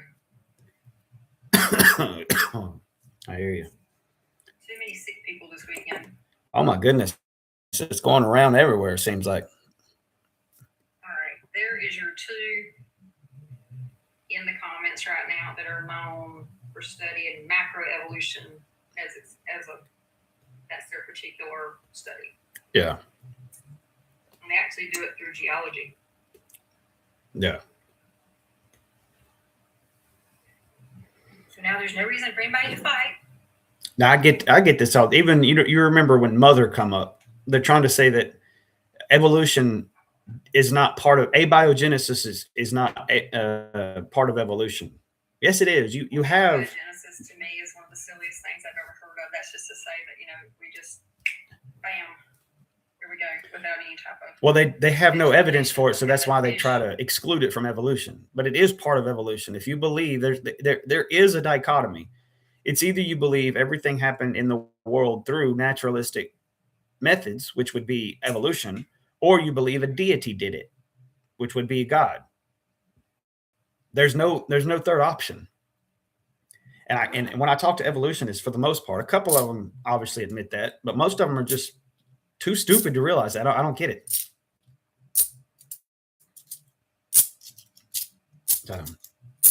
I like having good conversations with people, but man, that's people like that is just, it's very irritating and frustrating. It can be. Yeah, they don't want to take God down anything, Yeah. I cannot wait to retire. And then I don't want to talk about this stuff anymore.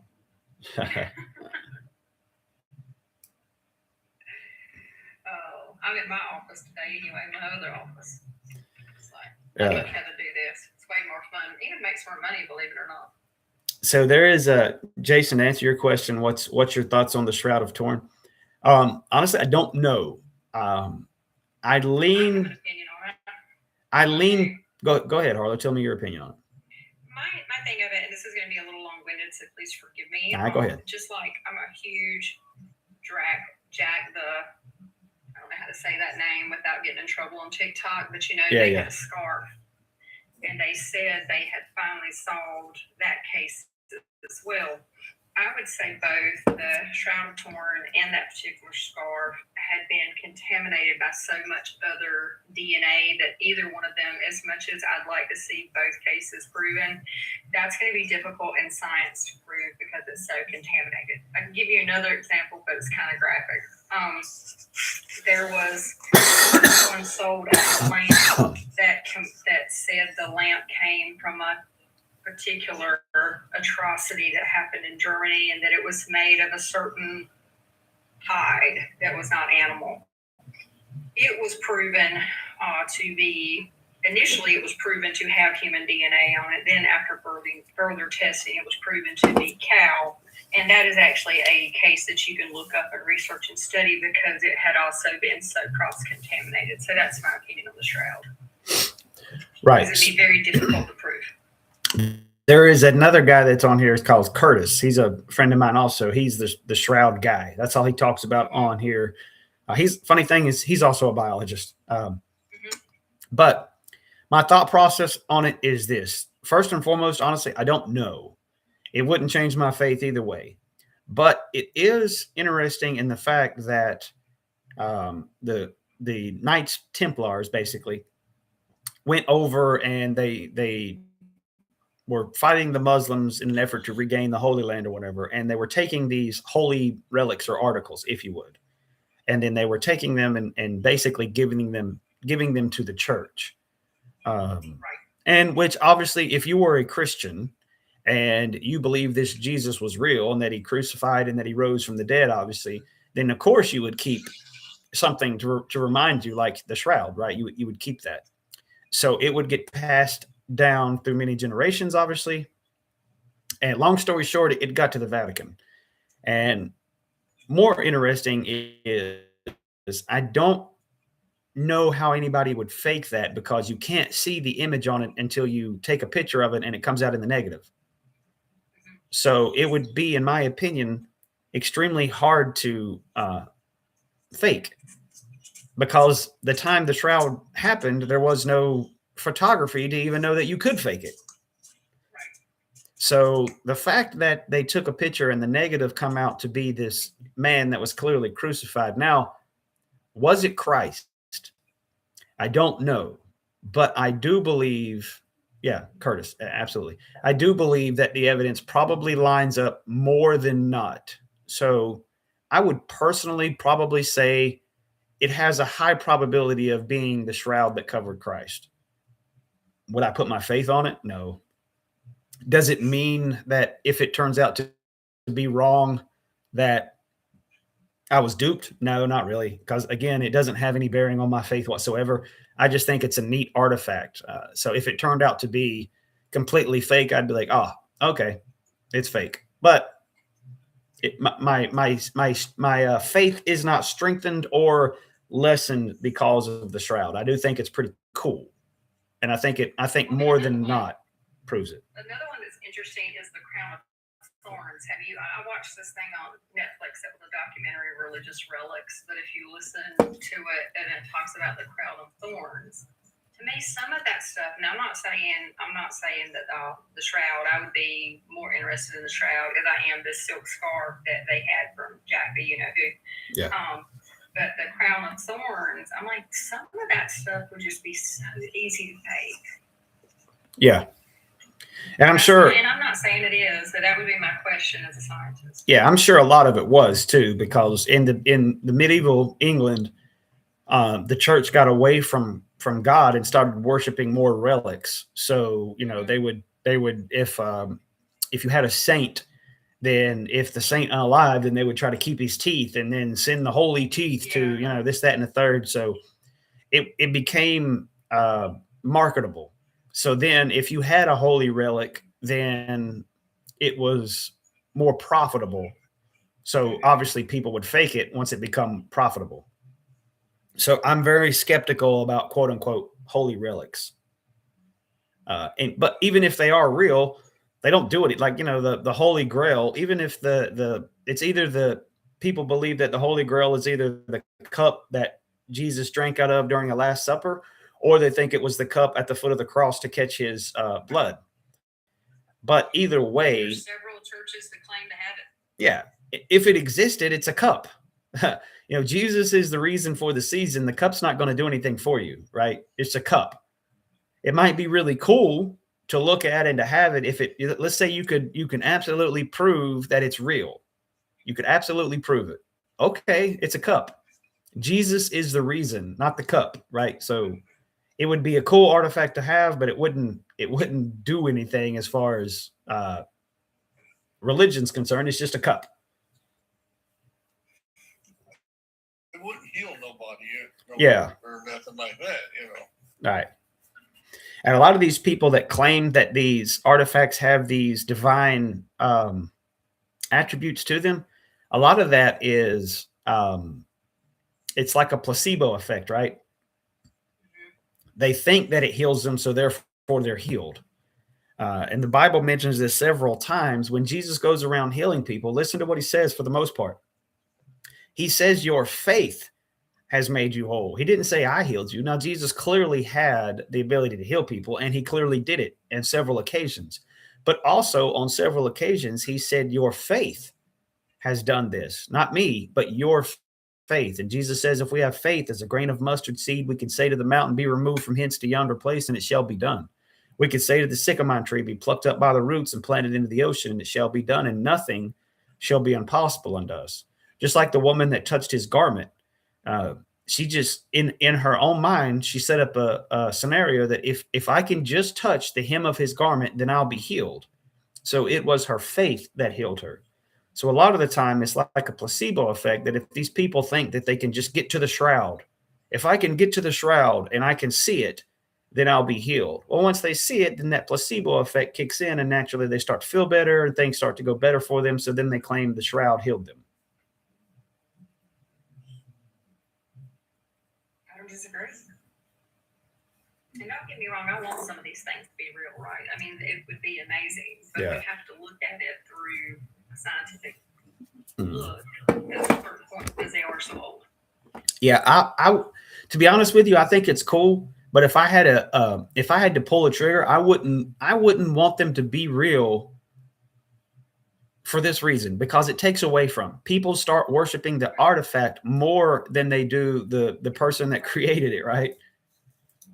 So they'll start worshiping the cup. One of the coolest cases I recently followed, and I think I might have told you about this, but was the Princes in the Tower. The what now? The Princes in the Tower in Tudor England. Princes in the Tower that went missing. Oh yeah. Didn't I tell you about that story? I think so. Tell me, and I'll let you know if it jogs my memory. Was this about the DNA or something? Right, the DNA. Both the boys who were not twins, they were different ages. Both the mitochondrial DNA definitely went to Elizabeth York.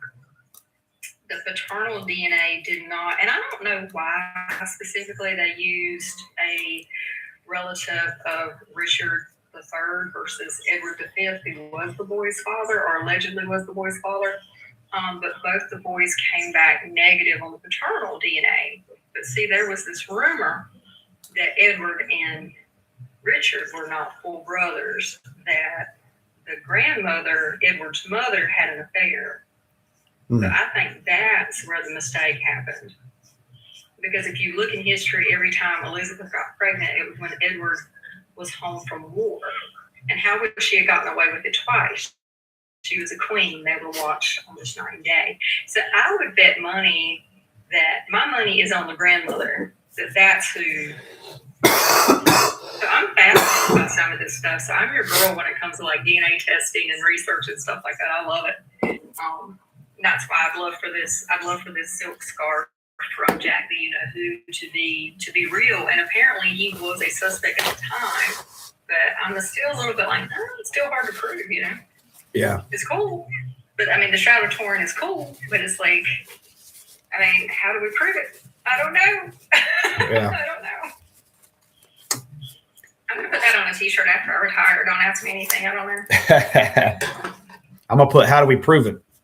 And I say that with all the love and kindness in the world, because it's like people will constantly look at scientists and they want to know, well, how do you prove it? And how do you prove it again? And how do you prove it again? And how do you prove it again? And that it takes a long time for us to ever get anybody to agree with us. So we're used to people fighting with us. So by no means is that what I'm trying to do. I'm just saying that's an uphill climb.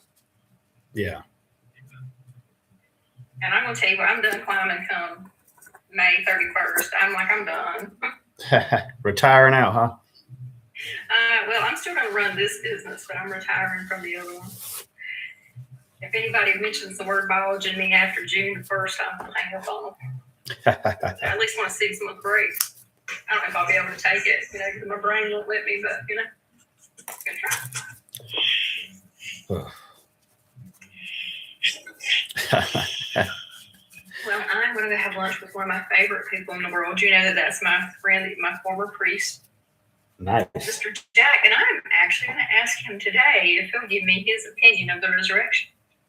Is this the former Christian guy? Yeah. Yeah.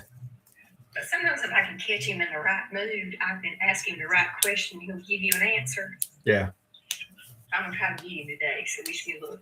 Well, good luck. Maybe you'll be able to turn him back to the light side of the force. I'm not saying that he's not. I'm saying that he won't. He talks to you more like a philosopher, more like an educator. He wants you to find your own answers. Can't stand those people. Pardon me? I said I can't stand those people. Just answer my question directly. He's 90 years old, William. Oh, well, in that case, he gets the benefit of the doubt. It's like you just kind of, because one story that I wanted to be real that got debunked, unfortunately, and I told you about this one, was the staircase in New Mexico. Yeah. At the Catholic school. Oh, it broke my heart. It got debunked. But see, that was another one. That one's really like, I wanted that one to be real. Like some of the people wanted the Shroud of Turin to be real, or like any of them, but I really wanted that staircase to be real. And it's still a really cool story. Yeah.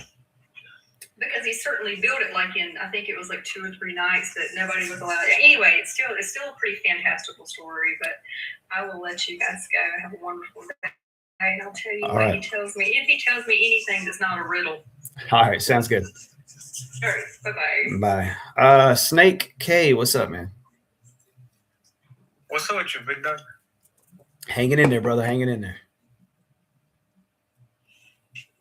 Are you aware of what you're doing, or like are you doing intentionally, or are you not doing it intentionally?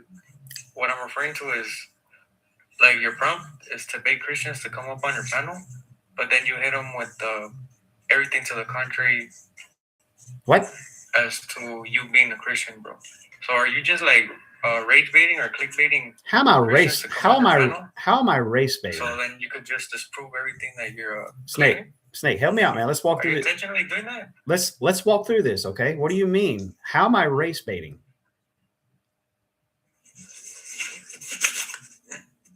How am I race baiting? Okay, when I first came on the panel, I seen evolution as a lie, right? Yep. And then when you were asked about macroevolution, Yeah, I can't put everything you that held to be true. Yeah, I can't put everything that I believe up here. These are conversation starters, right?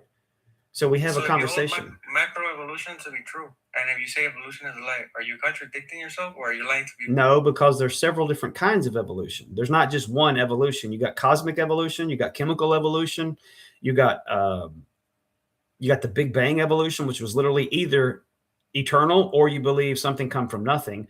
And then you got 3 different kinds of life evolution. You got abiogenesis, which is life from non-life, and then you got macro and macro and micro. So, but I'm curious. So Hold on, Snake. If you're Nope. planning to believe in the Bible, Hold on, and the brother. stories in the Bible No. This is my rules, okay? and you're believing in evolution, Snake, let me give you my how are you not rules. contradicting yourself? Okay, and lying to people? let me give you my rules, okay? So my rules are: 1, you have to answer questions directly, and then you can expound. Number 2 is if you make a claim, you have to support that claim. And if you can't, after you made the claim, then the conversation's over. And number 3 is obviously you have to use TikTok language so we don't get in trouble. So you made a claim. Run away from, Listen to me. Listen to me. You made a claim that I'm race baiting. Now, I would like for you to support that claim or at least come off of it. How am I race baiting? That was not my claim. My claim is that you're lying about what you're believing. You and your stated proof that just I was makes race. Christians come up here so You can, stated, Snake, that I was race baiting. So now either you you're forgot that. openly mocking God like a. How am I mocking God? I'm the one up here defending creation, hero. How am I mocking God? Why do you do that? How am I mocking God? I'm defending creation. You're holding evolution to be true, but yet you say you believe the Bible. I do. Are you okay? Are you okay? I do not believe in evolution, right? I believe in microevolution, which is God allowing animals to diverse within their same kinds, like dogs. You can get big dogs, little dogs, dogs with long noses, short noses. That's micro. Is it? Yes, that's the definition. That's microevolution. It's the same. It's the change within the same genetic kind, brother. That's what the Bible shows us. God, you know, on Noah's Ark, he didn't have to have millions of species. He only had to have the original kind. And then you can get all of these different. Any real Christians here on the panel or like watching? So what if you claim to be Christian and follow the Bible? Yeah. But you lie about your beliefs and evolution and claim that evolution is in the Bible, like you're doing, Sir Host. What? You're what? Not only spreading deception, but you're a piece of shit person. Okay, what am I lying about? People to take notice of this. What am I lying about, Snake? Snake, what am I lying about? What have I lied about? And if I could reach at least one person out there to not get. Are you Snake? Like Snake, I want to have this conversation with you, man. I like people that disagree with me. I want people to hear your side and my side. But are you okay? It sounds like you're reading just have a conversation with me, man. Don't worry about going off your script.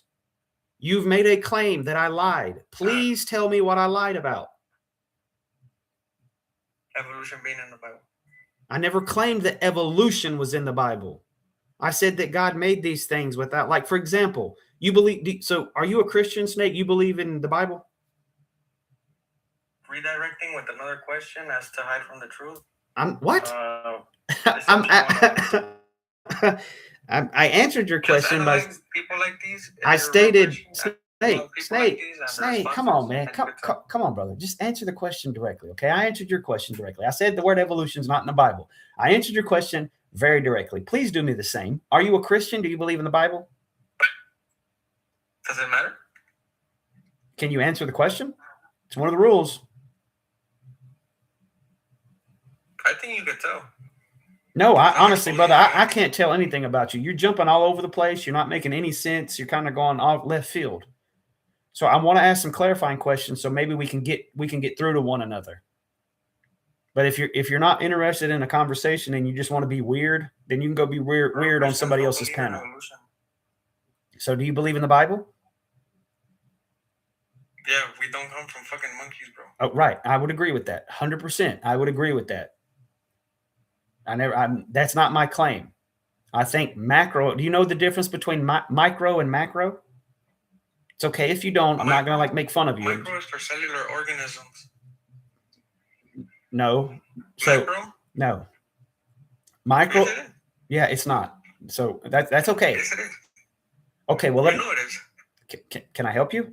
So that way we're not talking past each other. Microevolution. Microcellular organism. No. Microevolution is traits that already existed that God put in our genetic code that are exaggerated.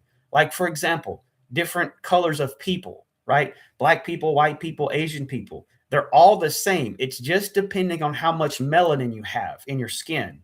So the trait of melanin already existed. It's not evolution. It's called microevolution because you take the trait that already existed and you either encourage that trait or you discourage that trait. That's how you get different skin colors.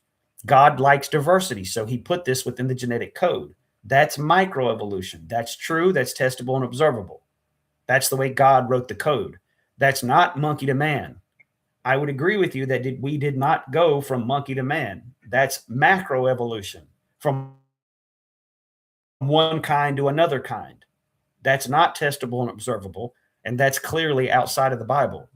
So we're in agreement. I just don't know why you're coming up here claiming something that I'm not. We're in agreement Creation together. and evolution don't even belong in the same sentence, bro. And you know that.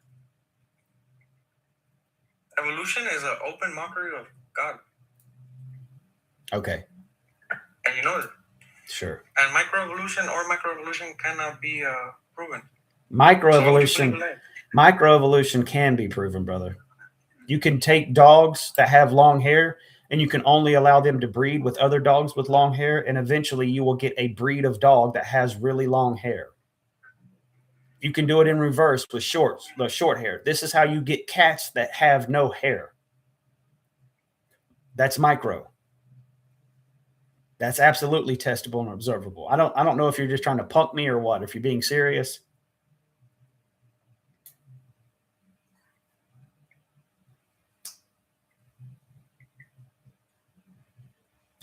All right. Let's see what we got here. I don't know how to say your name, brother. Lacari. Then you have a cross. Hey, what's up, man? How you doing? I'm doing well. How you doing, bro? Good. Doing good, man. I got a little bit of a cold, but I'm doing good. Oh man, same here, bro. I'm just recovering. Just trying to sip some Lemsip, which is lemon, and yeah, it's helping a little bit. But God bless you, brother. I was just looking at the titles you have here. Evolution is alive. I completely agree. And by the way, I agree with your breakdown of micro and macro evolution, how micro evolution can be observed and things of that nature. But on the macro level, we'll disagree with kind of the mainstream understanding of evolution evolving from apes and things of that nature. Yeah. The flood was real. I completely agree. No tribulation, no pre-tribulation rapture. I completely agree.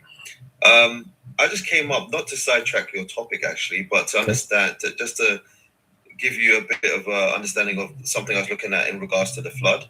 Okay. You know when Jesus said that it would be like the times of Noah. Yeah.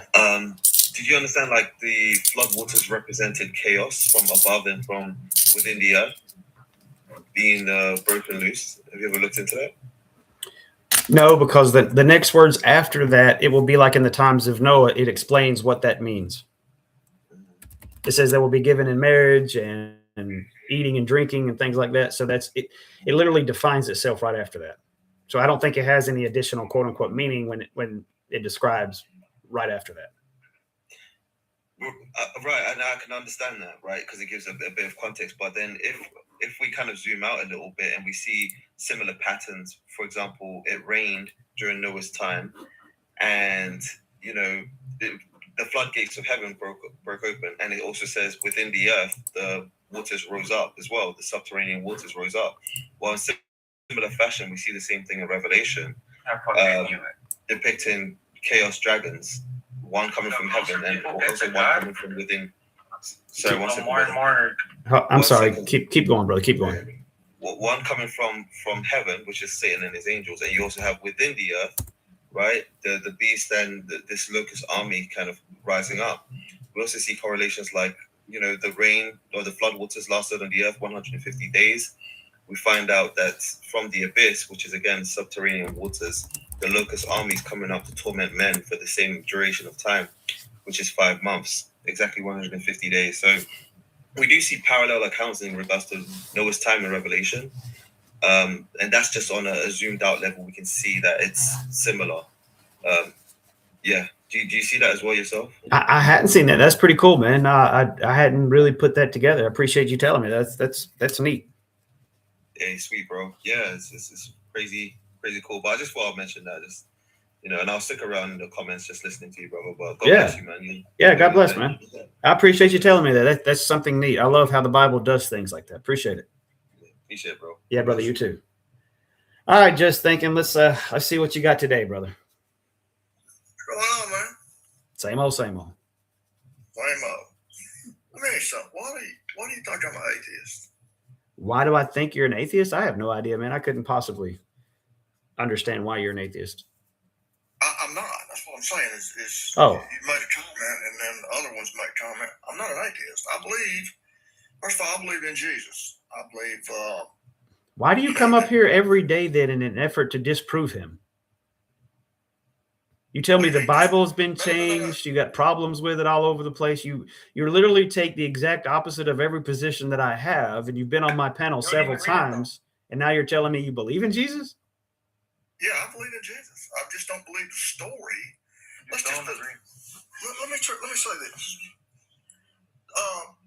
You got to admit that the Bible has some pretty dark stuff in it. Would you not agree on that? Yeah, it's got all kinds of stuff in it. Yeah. Did everybody not just hear the host agree? What? That the flood lasted 150 days when it lasted 40 days. No, the flood waters. See how they're lying? What are you talking about, Snake? You can't deny that Christianity causes Down syndrome in the littles.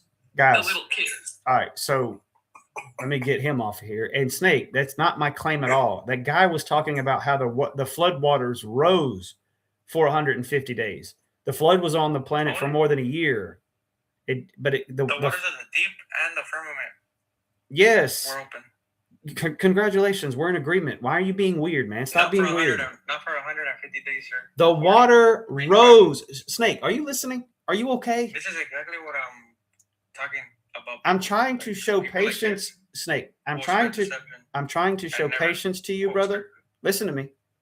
I never claimed that the flood lasted 150 days. It rained for 40 days and for 40 nights, and the waters continued to rise for 150 days. The flood was on the earth for more. Say it again.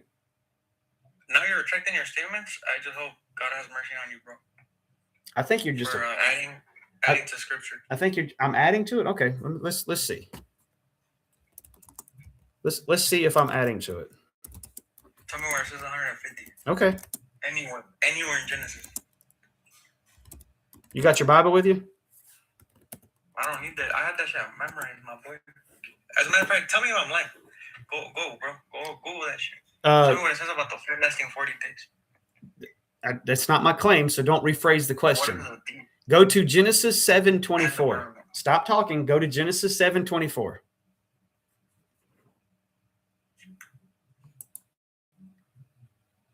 Is that where it talks about the flood? I don't want to hear anything else out of your mouth except you reading Genesis 7:24. I don't want to hear I don't want to hear yes, no, maybe. The next words out of your mouth needs to be reading Genesis 7:24.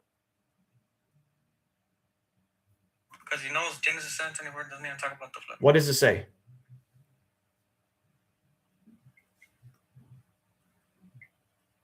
Are you Googling it? You have it right in front of you. I know what it says. And you're not going to read it. I will read it. Do you have the ability to read it, or do I need to read it for you? That's my question. I do. Go ahead and read it. Nope. Nope. If you have the ability, then you read it for me, please. Genesis 7:24.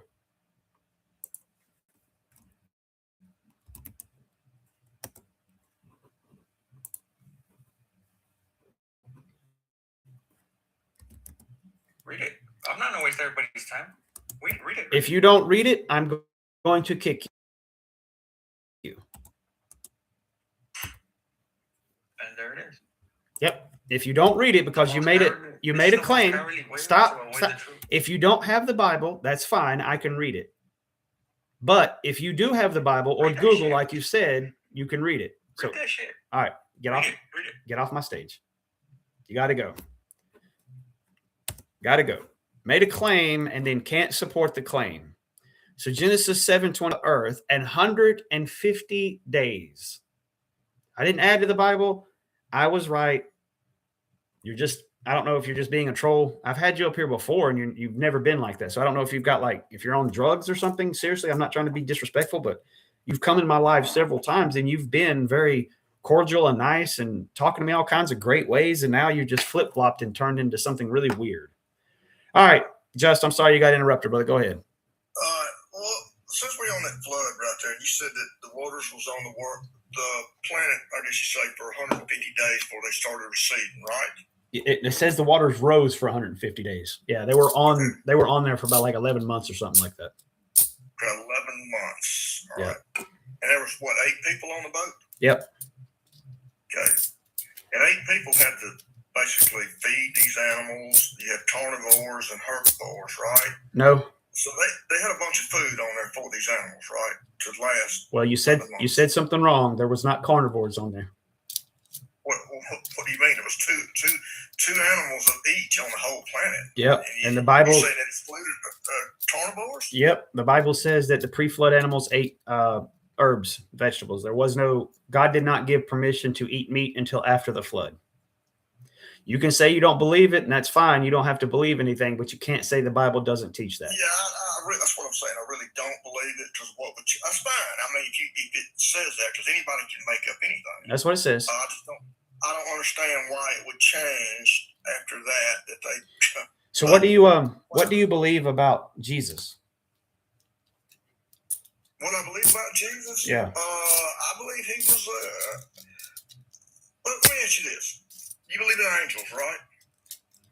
Yes. And I'm being very patient, but again, you know my rules. I answered. You believe in that? I answered your. Angels, I answered your questions very directly, and then I asked you what you believe about Jesus, and then you kind of I'm trying rephrased to it. tell you, and I'm asking Okay. you to get so this where I can do it. All right, fair enough. Do I believe in You believe angels? in the angels? Yes. Okay. Is it possible that the angels had a mother and a father? No, Why is that? because the Bible doesn't say that at all. They were created. Oh, okay, how did they create them? How They did get God? stardust and blow in it or something, or what? The Bible doesn't say how God. It just says He created the angels. Okay, so it never says that. So in other words, there's no way possible. It says that He created them. It just doesn't say how He created them. Okay, now let's go to the he part. How do we Okay. know he's a he? That's the Bible refers to whenever God's talking. He always refers to Himself in the masculine pronoun. Okay, did he write that book though? He divinely inspired it through the Holy Spirit. So yes and no. Okay, but if nobody was there to witness any of this when Adam and Eve was created and all of that, how do they know that? I mean, how do you know that for true? I'm not trying to be mean on you, would you, brother? I'm just. I know, but I'm still waiting for you to answer my question. You said you was getting there, and so far we haven't got there. So far we've gotten the Bible has been written. We don't understand it. Okay, all right, here it is. Okay. Jesus was considered the light, right? Okay. Yes or no? Yes. Right? Yeah. They call him the light. Yeah. Calls him the light of the world. Okay. Who was considered the love? All right, brother. I'm my patience starting to run thin. I asked you. You're not getting there. You're not getting there. I asked you very simply. I've answered every one of your questions very directly. Please give me the same respect. Where do you get Jesus? I've answered your questions every time, very directly.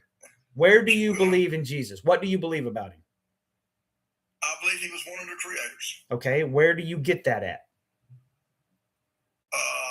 Where do you get yours from a book, right? Yeah, get off my stage. Get off my stage. Can't answer questions. It's frustrating, man. You come up here every day. Why do you keep coming up here? I believe in Jesus. What do you believe about him? What do you think 1 + 1 equals? Stop answering questions with questions, man. I gave you the respect of answering every single one of your questions directly. And you can't answer one of my questions without me having to beg you to do so. It's ridiculous.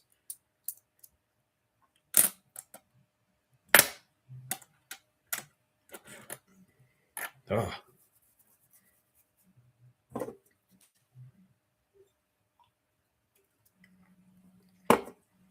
Again, my rules. Answer questions directly, and then you can expound. But you have to answer the question directly. Number 2, if you make a claim, you have to support that claim, or the conversation is going to be over. Now you want to come back up. Get out of here. You can't even answer a question. Why would I let you come back up? And 3, you have to use TikTok language, obviously, so my channel don't get banned. 3 rules, guys. Pretty simple. 3 rules. Answer questions directly and then expound. If you make a claim, you have to support it or come off of it. And 3, use TikTok language so I don't get kicked. That's it. 3 simple rules. You can't answer a question at all. I'll let you go for a little while because you had some clarifying questions. That's fine. But you never got to the question until I have to beg and plead with you to answer the question. The reason why you don't want to answer the question is because you're not consistent.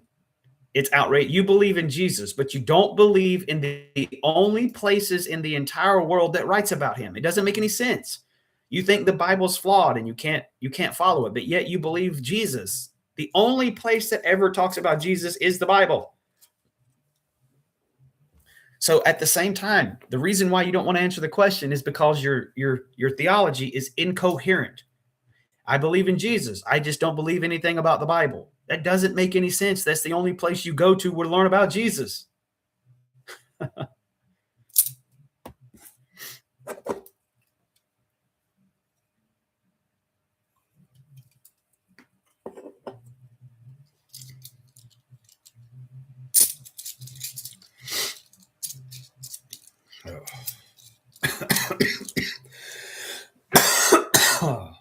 Excuse me.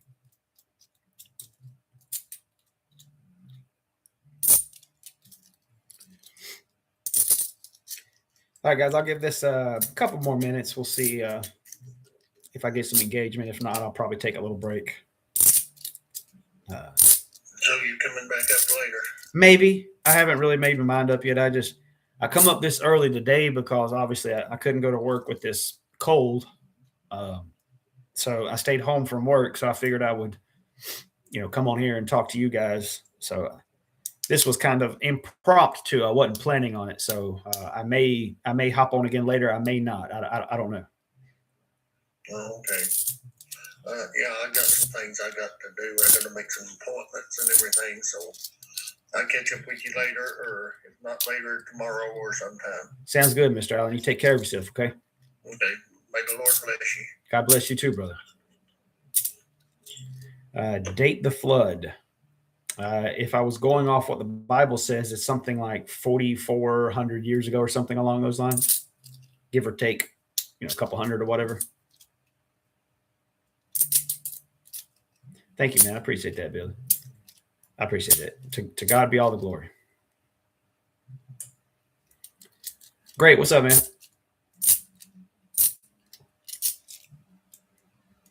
I can't see it. Great white. I can't see your whole name. Oh, shit. Oh, I'm sorry. I didn't mean to. My bad, bro. Oh, you're fine. You're fine. I'll drop you back down there.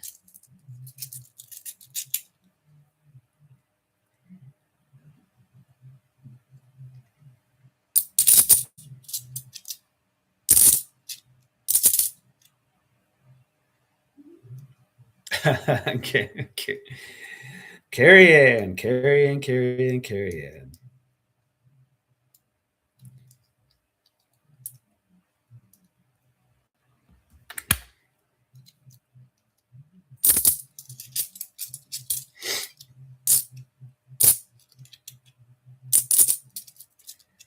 Why are you using only one source to support the flood? I'm not, brother. I think you missed.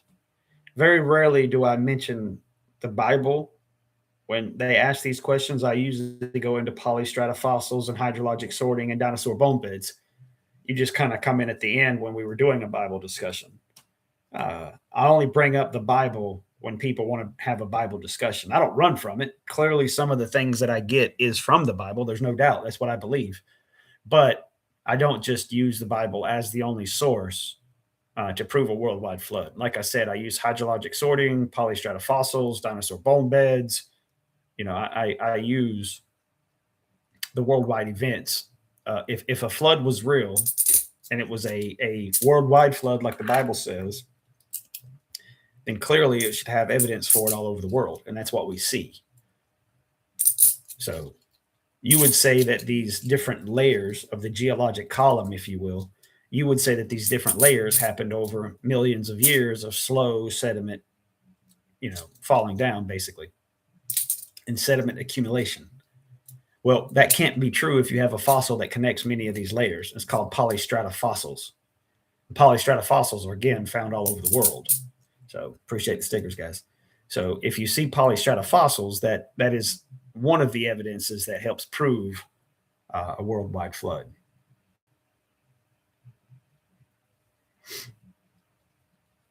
What's up, brother? Hey, how's it going, Will? Oh, same old. Hey, I have maybe a unique question for you. So, okay.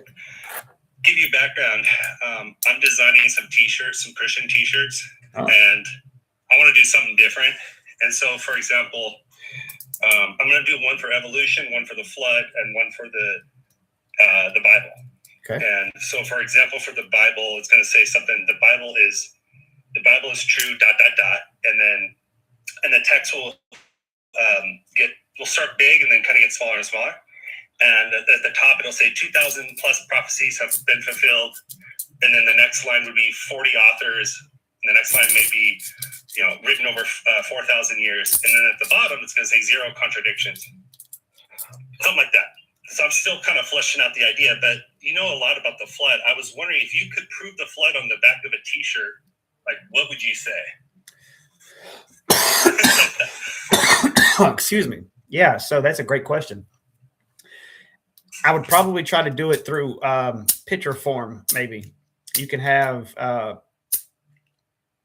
if you're doing it in word form, then I would say what I've just said. I would say hydrologic sorting, polystrata fossils, and soft tissue and dinosaur bones. How you would flesh that out on the back of a t-shirt would be just kind of a little bit different, but hydrologic sorting is, happens in a flood. Polystrata fossils prove that these layers are different ages. They're not are the same age. They're not different ages. And then the fact that we're finding soft tissue and dinosaur bones clearly shows that they're not 65 million years old. So if I was going to do that, like just one t-shirt focused on a flood, and again, I'm just kind of spitballing this thing because I wasn't ready for it. I would have 3 different pictures on the back of the t-shirt. Obviously, maybe I would have maybe flood in the middle, and then I would have hydrologic sorting. I would have many different layers with the maybe words that say if all these layers are different ages, then how do you have a polystrata fossil that goes in the middle of it? Noah's flood was real. And then I might have a picture of dinosaur soft tissue and say, if dinosaurs lived 65 million years ago, then how do we have soft tissue in them? Gotcha. Something along those lines. Yeah. Okay. Thank you. Yeah, man. All right, guys. I do appreciate the watches. I wasn't ready to come up today. Unfortunately, I wasn't. I was feeling a little under the weather, so I had to stay off from work. I didn't want to get anybody else sick. So I figured that I would come on here and do a live while I was, kind of nursing myself. So I might be back on a little bit later. I might not. But in the meantime, God bless you guys. Y'all have a good one, okay?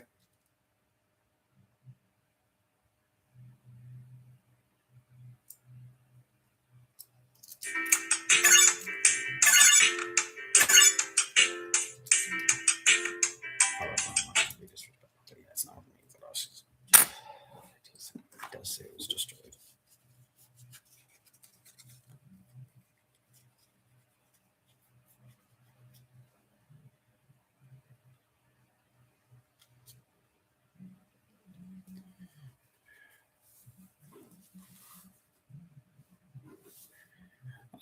Just got on here and started debating people.